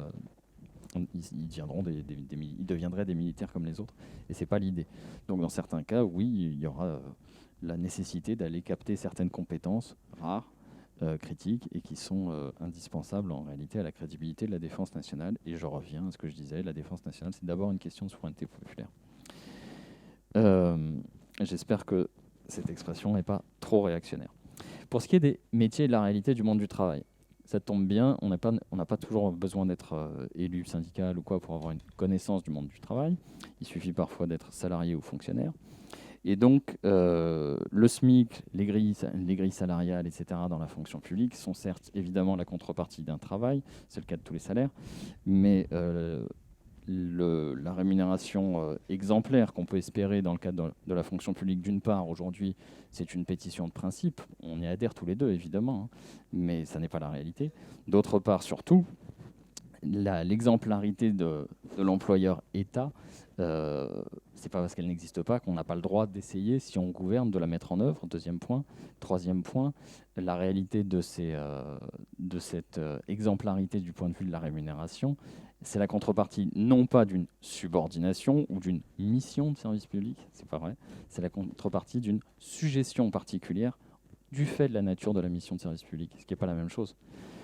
Un gars chez EDF, s'il gagnait bien sa vie du temps du service public EDF, c'est parce que quand il y avait une grande tempête, il était soumis à une suggestion particulière, c'était tu laisses la dinde et les marrons avec les enfants, et puis tu vas aller remettre l'électricité à tout le monde. Et c'est cette suggestion-là, ce rapport particulier, donc certes peut-être de mission, mais c'est cette suggestion-là qui était rémunérée aussi par des grilles particulières.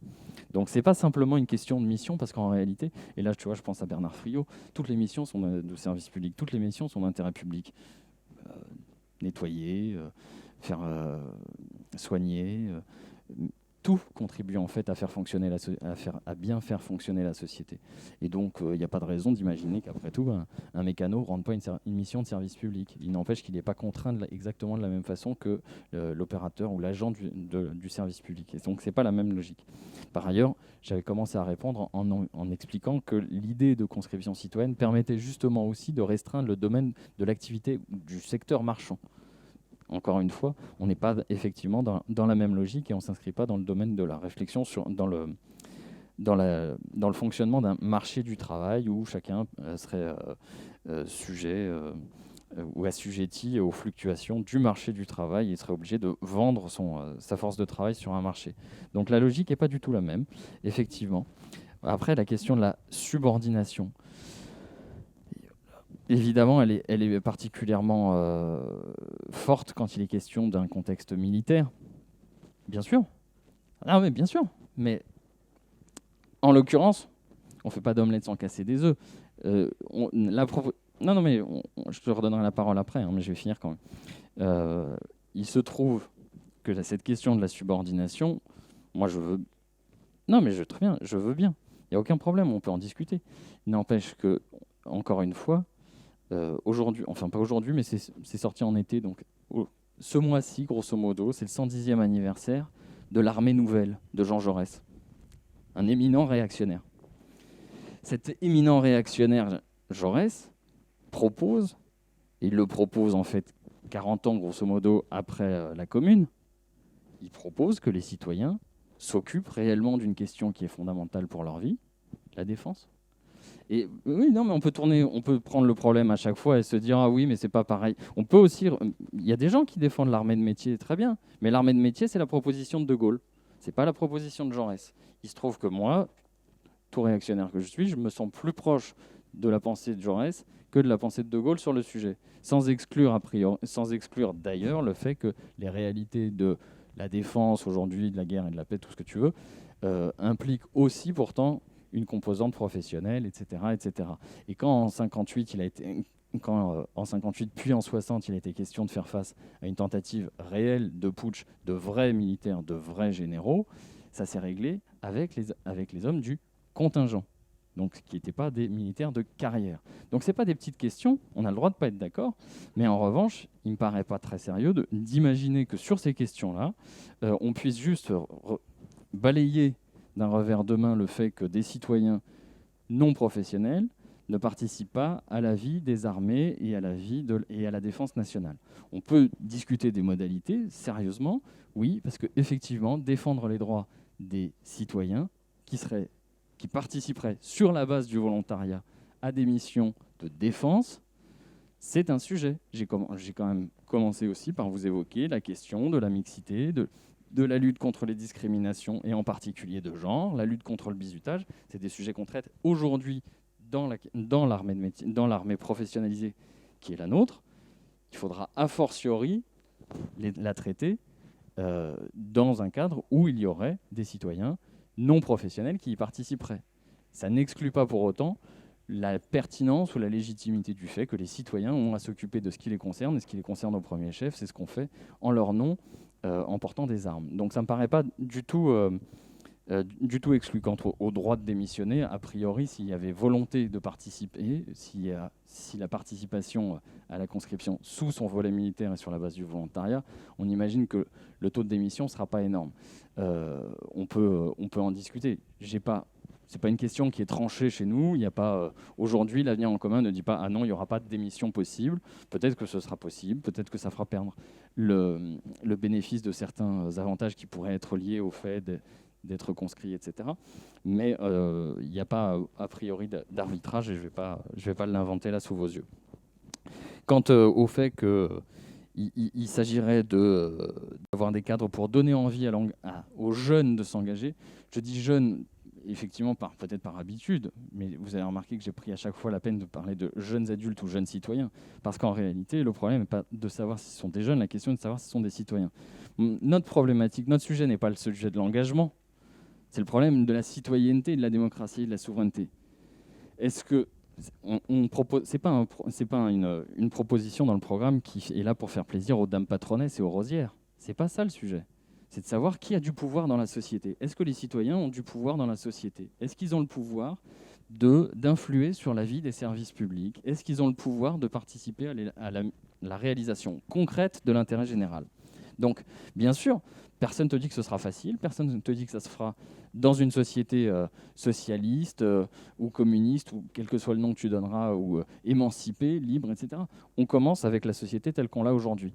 Par contre, si on considère que c'est fouet et ça n'existera jamais parce que des citoyens, après tout, qui rentreraient dans des collectifs de travail déjà constitués et dans lesquels parfois ça dysfonctionne, et ben dans ces cas-là, on va à la catastrophe. Je pense qu'on n'a plus qu'à se coucher et attendre de mourir. En réalité, il me semble qu'il y a de la place pour avancer, pour mettre des gens en situation de décider, de peser sur la vie d'organisations qui aujourd'hui sont en train de prendre leur autonomie et de prendre leur autonomie parfois dangereusement. Voilà.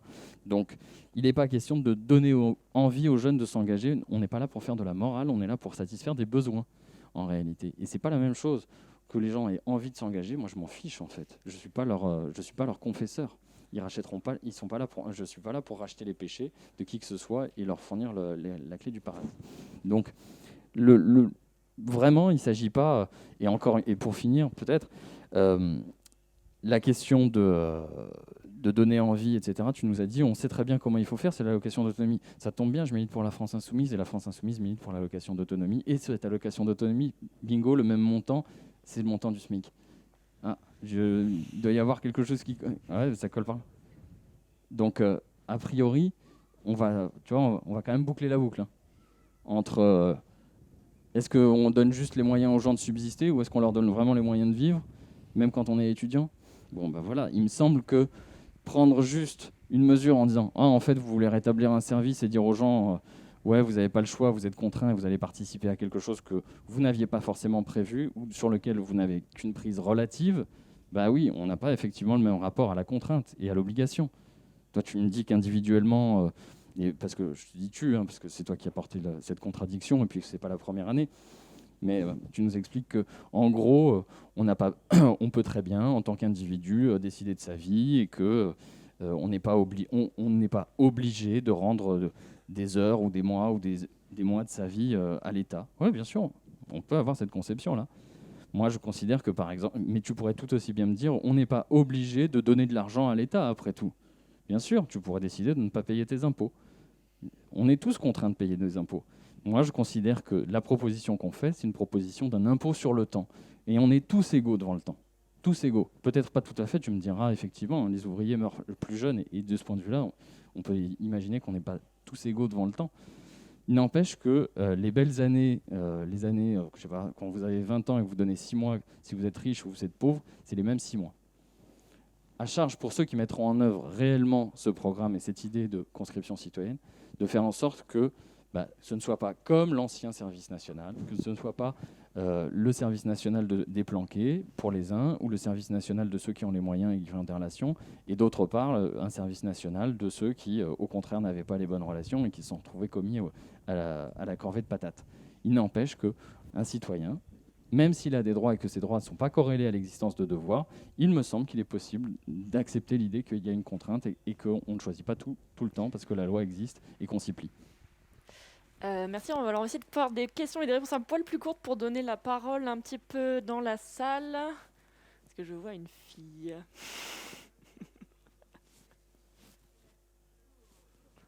Bon. On commence par un garçon, mais après je veux des filles. Merci. Par rapport au truc de boomer, je suis pas tout à fait d'accord.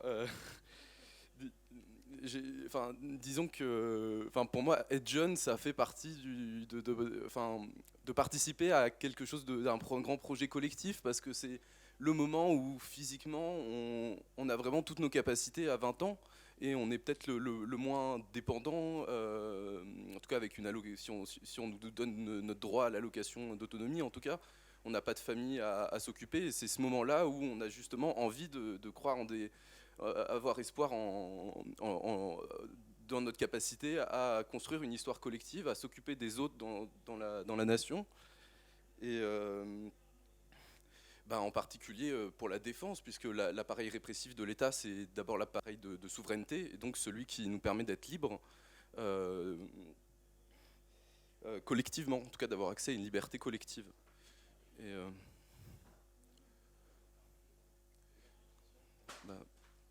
et Aurélien, ça m'a touché ce que tu disais, enfin la question du recrutement dans l'armée, en fait, je crois qu'elle traduit quelque chose d'assez...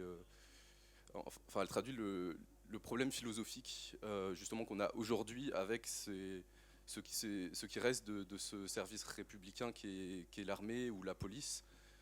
C'est que c'est très très difficile. Il y en a hein, des jeunes qui veulent s'engager là-dedans, qui se disent qu'ils vont au péril de leur vie défendre la liberté de la démocratie, enfin de la République. Mais c'est très très difficile parce que c'est vraiment un appareil répressif aujourd'hui.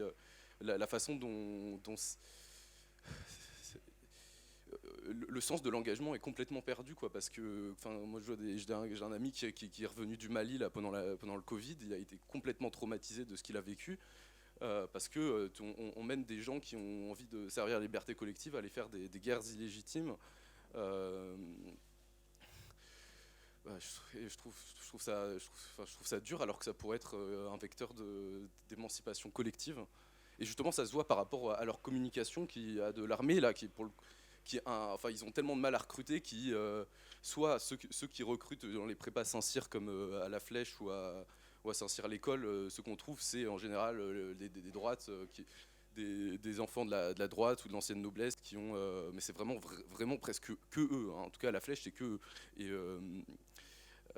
qui ont une certaine idolâtrie de la France type années 50, et ceux-là sont vrais réactionnaires, et les autres c'est pareil, c'est toujours un truc de droite, c'est l'histoire de développement personnel, ceux qui pensent préférer ce genre de métier pour des raisons individuelles. Au final, c'est des gens qui ont un culte de la force physique ou de choses ou du dépassement de soi. Je pense à un réactionnaire pour le coup qui est jeune, c'est Thibaut InShape, et qui fait la promotion de l'armée dans ses vidéos en partenariat avec eux. Tu vois.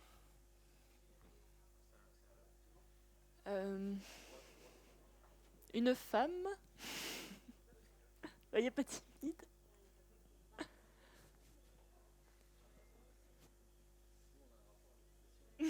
Ah, une dame.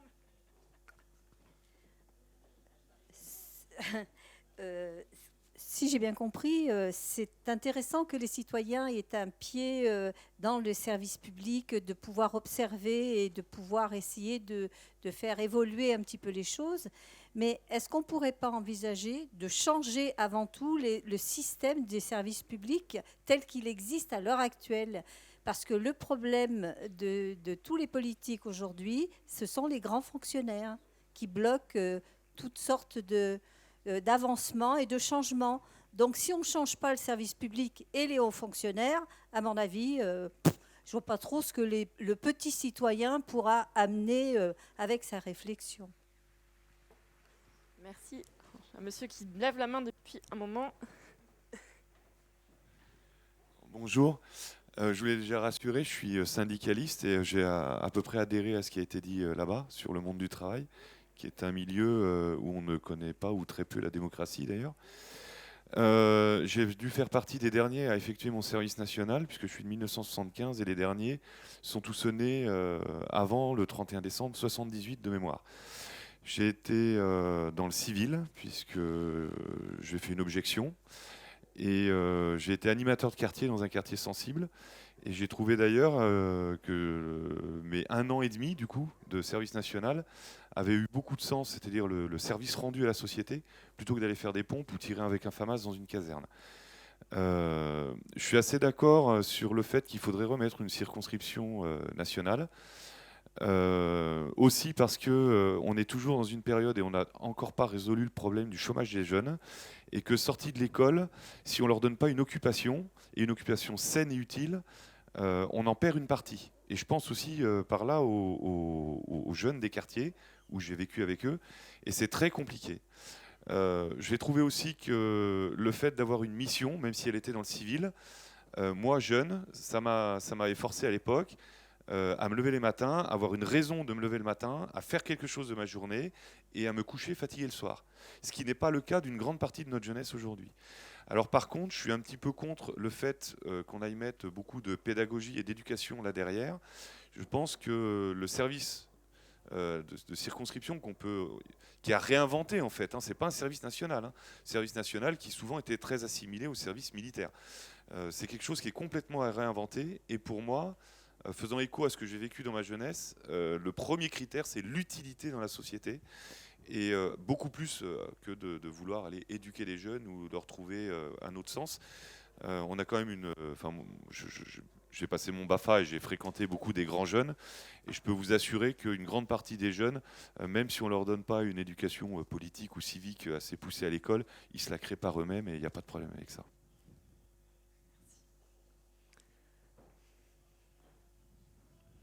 Bon, dernier appel pour une dame. Bon. Bonjour. Moi, je me posais vraiment la question des modalités, comment ça allait être proposé, tous les services publics sont concernés, les entreprises. J'ai du mal à concevoir. Est-ce qu'il y aura un catalogue sur lequel les jeunes iront s'inscrire? Est-ce qu'il y aura des listes d'attente? Ça me paraît... si c'est bien encadré, s'il y a un contrôle citoyen, s'il y a des valeurs éthiques, des chartes éthiques qui sont respectées, je veux bien. Mais après, il ne faut pas être naïf non plus. Donc voilà, je me pose des questions sur la mise en place, sur les modalités en fait. Comment on peut organiser ça? Merci. Alors, on a déjà dépassé de 10 minutes. Alors, je vous propose de prendre encore 2 questions, une réponse, et après, on va clore parce que vous avez tous envie d'aller vaquer à d'autres occupations des amphis.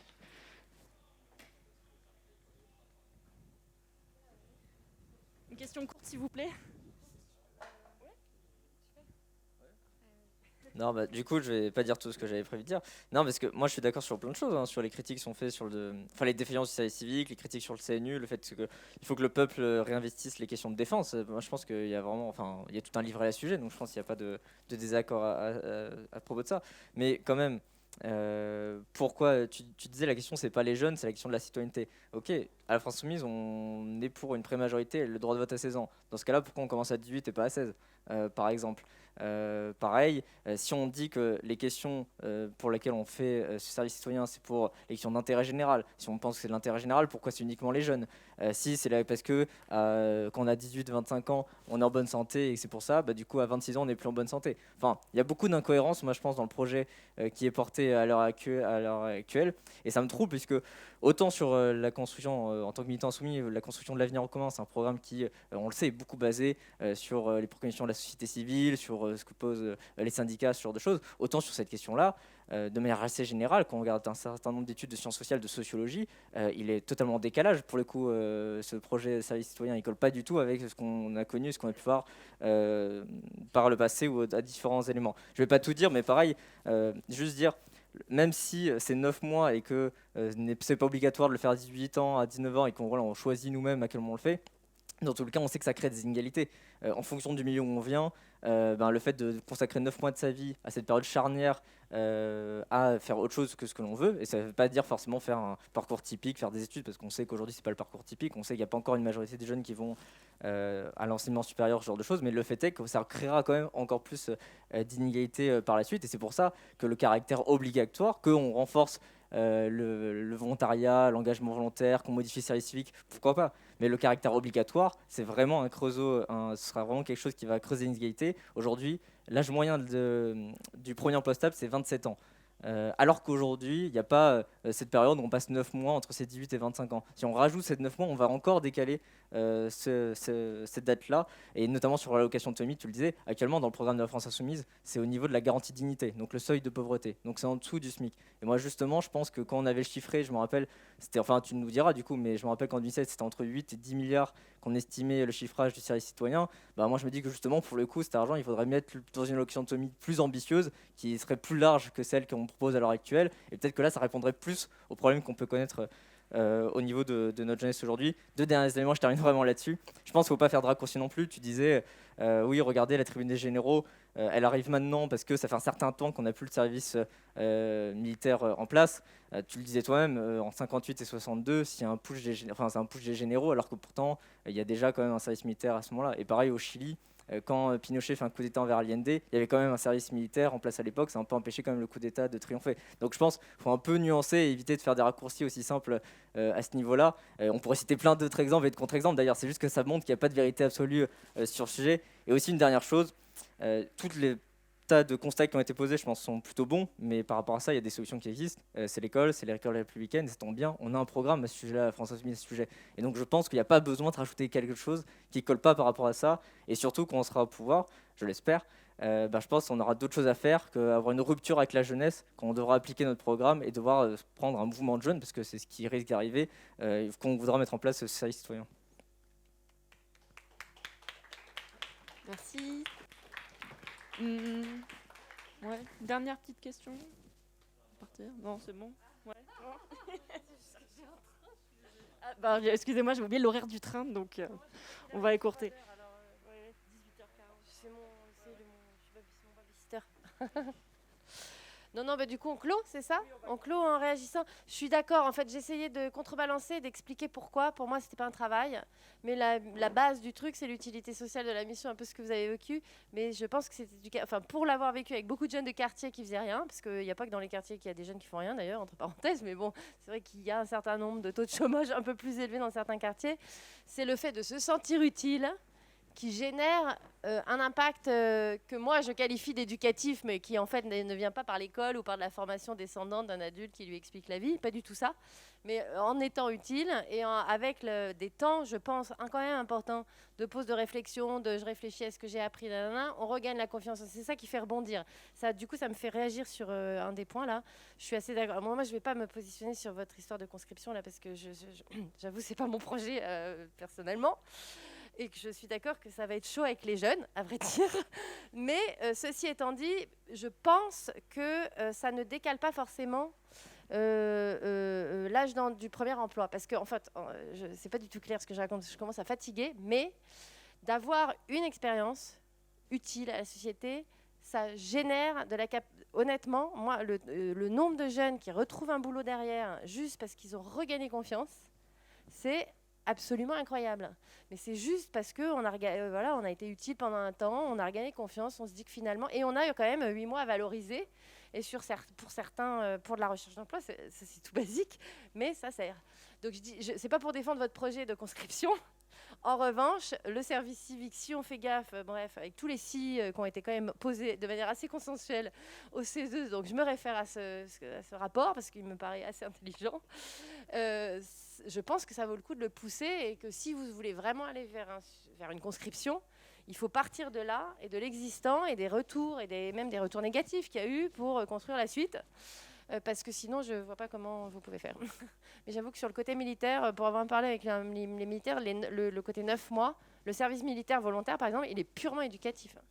C'est un truc pour des jeunes très éloignés, c'est un truc de formation qualifiante qui apprend les métiers de chauffeur, restaurateur, encadré par des militaires pendant 12 mois. Ce n'est pas du tout un service militaire. C'est les militaires qui rendent service aux jeunes, entre guillemets, mais ça marche hyper bien et c'est très bien. Enfin, moi, en termes éducatifs, là, pour le coup pur, ça marche bien. Après, c'est 20 000 jeunes, je crois, par an. C'est pas... Et puis, c'est pas ce que tu dis. Enfin, pardon. Et puis, du coup, voilà, rien. Merci. Aurélien ? Je vais essayer de répondre assez brièvement parce que tout simplement notre invité a un train, il va falloir la reconduire. C'est quand même l'occasion aussi de le remercier puisque, juste pour précision, Marie intervenait ce matin à Aurillac et donc il a fallu faire le chemin jusqu'ici juste pour discuter avec nous. Donc c'était quand même un effort méritoire et je voulais encore une fois l'en remercier. Je reprends première question, les hauts fonctionnaires. Oui, alors pareil, je renvoie à un autre atelier puisque je crois qu'il y a une conférence, une table ronde sur un sujet qui est proche, qui est sur l'interdiction ou la fin du pantouflage, qui est quand même un des éléments clés en fait pour remettre les hauts fonctionnaires au service réellement de l'État et plutôt qu'au service de leur propre carrière. Donc oui, il y a un sujet sur comment gouverner tout simplement. Hein. Comment gérer c'est quoi un exécutif insoumis? Je ne vais pas régler moi ici la question avec mes deux petits bras. N'empêche que oui, on parle souvent de propositions de loi, on se pose moins souvent la question de ce que c'est que gouverner quand on est insoumis. Donc oui, vous mettez le doigt sur quelque chose. Comment on gère ces hauts fonctionnaires, parce qu'ils existent. Comment on les sélectionne? Avec des concours. Est-ce qu'on leur donne la possibilité d'aller en privé? Vraisemblablement pas, non. Voilà. Donc tous ces sujets-là, ils existent, ils méritent d'être traités, et ils vont l'être en bonne partie dans une autre table ronde. Ton intervention, Gabriel, pour évoquer effectivement le problème du recrutement dans les armées tel qu'il existe aujourd'hui. Alors pareil, c'est pas une table ronde sur le recrutement dans les armées ou sur les armées en général. A priori, c'était plutôt pour envisager l'angle civil de la conscription. Donc reste que, évidemment, cette question est la pierre d'achoppement pour beaucoup d'entre vous ou d'entre nous. Tu soulignes en réalité que l'armée est un grand corps en réalité de l'État qui se reproduit. En termes bourdieusiens, c'est très classique. Ça a des effets évidemment qui ne sont pas les mêmes, ou qui sont potentiellement plus graves ou plus durs à supporter pour la société que la reproduction sociale dans le corps des médecins. Encore que d'ailleurs, ça pose quand même question aussi quand il s'agit de médecins. Donc je ne vais pas m'apesantir dessus, mais tu as raison, tu pointes quelque chose que quand le commandement se ressent est si homogène socialement, et que à l'inverse les hommes ou les femmes du rang sont eux-mêmes aussi homogènes socialement, mais très très loin dans l'échelle sociale, ça va forcément poser des problèmes. Je ne vais pas m'apesantir sur la nature de ces problèmes, c'est pas notre moment, c'est pas le moment. Merci pour le témoignage de notre camarade qui a été objecteur et qui a du coup finalement bien montré qu'en réalité un service avait du sens, qu'il soit militaire ou pas, enfin qu'il ait un versant militaire ou pas. C'était plus une contribution qu'une question, donc je retiens bien le fait qu'il faille mettre la question de l'utilité sociale au centre du projet et du dispositif. Sur la question des modalités pratiques, je vais avoir une réponse en réalité humble, et c'est pas trop mon habitude, mais il faut admettre que quand il est question de 600 000 à 800 000 personnes, on est obligé d'admettre qu'il faut une administration pour proposer un projet abouti et complètement fini. Donc il n'est pas question d'arriver et de dire on sait déjà exactement où ça va aller, comment, etc. On a les grandes lignes, on connaît les écueils, parce qu'en réalité, toutes les contributions, toutes les interventions qui ont été faites et qui étaient construites et constructives, et d'ailleurs je les en remercie pour ça, pointent bien les limites possibles et les risques qui existeraient sur la mise en œuvre. Donc de ce point de vue-là, elles sont très intéressantes. Après, il est clair que pour ce qui est de la mise en œuvre, on se rajoute parfois des difficultés quand on dit oui, ce sera entre 18 et 25 ans. Bon, ça veut dire que tous les ans, on va vérifier qui a demandé un sursis, qui l'a eu, qui ne l'a pas eu, etc. Donc forcément, ça va mettre... Pardon ? Oui, l'administration, c'est faire, c'est des choses... tu en as une expérience, donc il y aura peut-être une discussion après entre vous directement, mais c'est des choses qu'on a su faire, qu'on sait faire parfois. Il y a une certaine lourdeur bureaucratique dont il ne faut pas se cacher qu'elle va exister, mais après, pour ce qui est de la mise en œuvre pratique, on va gouverner. Donc il y aura un ministre qui sera en charge et qui ira voir les autres ministères en disant dans vos administrations, il y a combien de missions possibles, quel type, quel est le volume, etc. Et on va monter en puissance, et on montera en puissance sur 2, 3, 4 ans, 5 ans. Et à mon avis, pour atteindre l'objectif, il faudra une dizaine d'années. Maintenant, ça n'est qu'un avis personnel pour avoir regardé les questions ces dernières années. Mais voilà, on est à 140 000 sur un service civique. Pour rebondir sur la question du partir de l'existant, il y a plein de petits dispositifs qui sont atomisés et qui perdent vraiment beaucoup de leur sens, qui sont... des sparadraps sur une jambe de bois dans bien des cas, mais vous avez les cadets de la défense, je parle des questions de défense, mais il y a les cadets de la défense, il y a les réserves, il y a un rapport parlementaire qui est sorti juste avant l'été qui portait sur les différents types de réserves. Donc ce ne sont pas des gens qui sont des gens en service, ce sont des adultes au cours de leur vie. Mais il y a la réserve sanitaire, il y a la réserve de justice, il y a la réserve de défense, il y a des réserves de citoyens, enfin une multitude de dispositifs qui sont éclatés. Je pense qu'une des tâches d'un gouvernement insoumis qui mettrait en œuvre ces principes de conscription, c'est aussi d'apporter un peu de cohérence et de nettoyer ces trucs qui sont bien souvent illisibles et qui parfois construisent des rentes aussi économiques, financières, à des gens qui prolongent leur carrière sans qu'on sache bien comment et avec quelle utilité. Donc voilà, sur la mise en œuvre pratique, je pense qu'il faut être modeste, dire oui, on sait que les grandes lignes, on ira voir chaque ministère, enfin chaque ministère aura une mission, c'est d'établir des missions justement utiles, qui seront contrôlées, etc., etc. Ça reste sur les services publics, on n'ira pas dans les entreprises. Après, il y a la question des associations, évidemment des associations. Et là, on met le doigt dans quelque chose qui est sérieux, parce qu'aujourd'hui, il y a tout un nombre, et ça c'est une observation encore personnelle, ça ne figure pas comme quelque chose qui a été explicitement posé dans l'avenir en commun, mais on peut d'ores et déjà dire qu'il y a un certain nombre d'associations qui sont reconnues d'utilité publique, qui, pour autant, n'auront pas de conscrits dans leurs locaux. Ça, j'ai des noms, je ne vais pas les donner, mais il y a des associations dont les objectifs sont manifestement pas compatibles avec ce qu'on voudra faire. Donc, il faudra sans doute ripolliner, se demander si le critère reconnu d'utilité publique est valable, ou alors est-ce que toutes les associations le méritent. Tiens, il y en a une par exemple sur laquelle on a travaillé. Il y a une association qui est reconnue d'utilité publique qui est sur la noblesse. Une association, c'est les vieilles familles nobles qui sont réunies et qui ont créé une association reconnue d'utilité publique. Nous, on a déposé une proposition de loi avec Bastien Lachaud pour dire non, en fait, il n'y a pas d'utilité publique à je sais pas, perpétuer le souvenir de l'aristocratie française ou que sais-je. Clairement, une association comme celle-là, il n'y aurait aucune raison qu'elle utilise ou qu'elle ait dans ses équipes un conscrit. Je ne sais pas si Unicité enverrait du monde, donc voilà. Mais clairement, il va falloir auditer et être précis sur ces sujets. On n'ira pas au hasard. Pourquoi 18 ? Pourquoi pas 16 ans ? Pourquoi pas 25 ? Pourquoi pas 26 ? Tout simplement parce que dans la vie, il faut décider.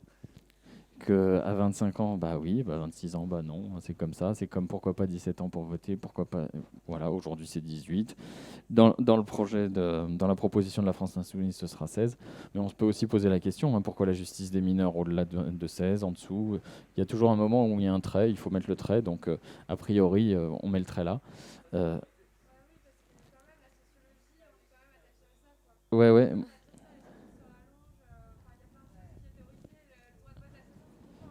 Ouais. Alors, si tu veux, on en discute après, mais en réalité, la sociologie, ça tombe bien, je suis pas moins informé que toi, donc ça tombe très bien. Oui, c'est sûr, mais en fait, si tu veux, on peut aussi considérer que la sociologie nous indique, je ne sais pas, que justement, si le premier emploi stable est plutôt à 27 ans, on devrait peut-être attendre 27 ans, ou au contraire, en réalité, les éléments de sociologie que tu nous apportes sont juste des éléments purement factuels. C'est absolument pas normatif ou prescriptif. Ça ne plaide ni dans un sens ni dans l'autre en réalité, parce qu'on peut tout à fait imaginer, au contraire, que c'est une bonne chose de placer cette période-là, ce moment de conscription, dans un moment justement de la vie qui est un peu plus indéterminé et qui permet justement de participer à une période un peu transitoire, et que en soi ça ne change pas grand-chose, si je puis dire. Ouais, il faut rendre la salle en fait, c'est ce qu'on a attendu. Donc d'où le plus ou moins. Période charnière. L'obligation renforcerait l'inégalité. En fait non, c'est purement un présupposé que tu nous affirmes, mais obligé de participer, un bourgeois ou obligé à participer un ouvrier ou un gosse d'ouvrier, ça ne renforce pas l'inégalité. En l'occurrence, si le premier emploi stable est à 27 ans, c'est surtout parce qu'aujourd'hui, c'est aussi parce que les durées des études s'allongent. Donc, si la moyenne a augmenté, c'est parce que la moyenne de ceux qui font des études, etc., se repousse. Or, ceux qui font des études, bizarrement, ce ne sont pas ceux qui font des apprentissages courts, etc., etc. Donc, dire que vous allez contribuer à décaler encore plus, ce sera au désavantage de ceux qui pourtant finissent déjà le plus tard. Non, à mon avis, c'est même l'inverse. Mais ça n'est que purement intuitif, et donc je ne prends pas ça comme une affirmation plus ou moins crédible. Je trouve que il y a égalité des arguments en force Voilà, quant à l'idée de prendre de face un mouvement de jeunesse, je serais presque heureux, étant donné la faiblesse des mouvements de jeunesse ces dernières années, et que, à mon avis, ils sont pas encore en passe de se reconstituer. Voilà. Bon, en tout cas, on vous remercie de votre présence patiente, et on entend de nombreux applaudissements sur la scène centrale, donc je pense que vous avez toutes et tous une bonne suite d'amphi. Merci beaucoup. Merci à tous, on reste à votre disposition.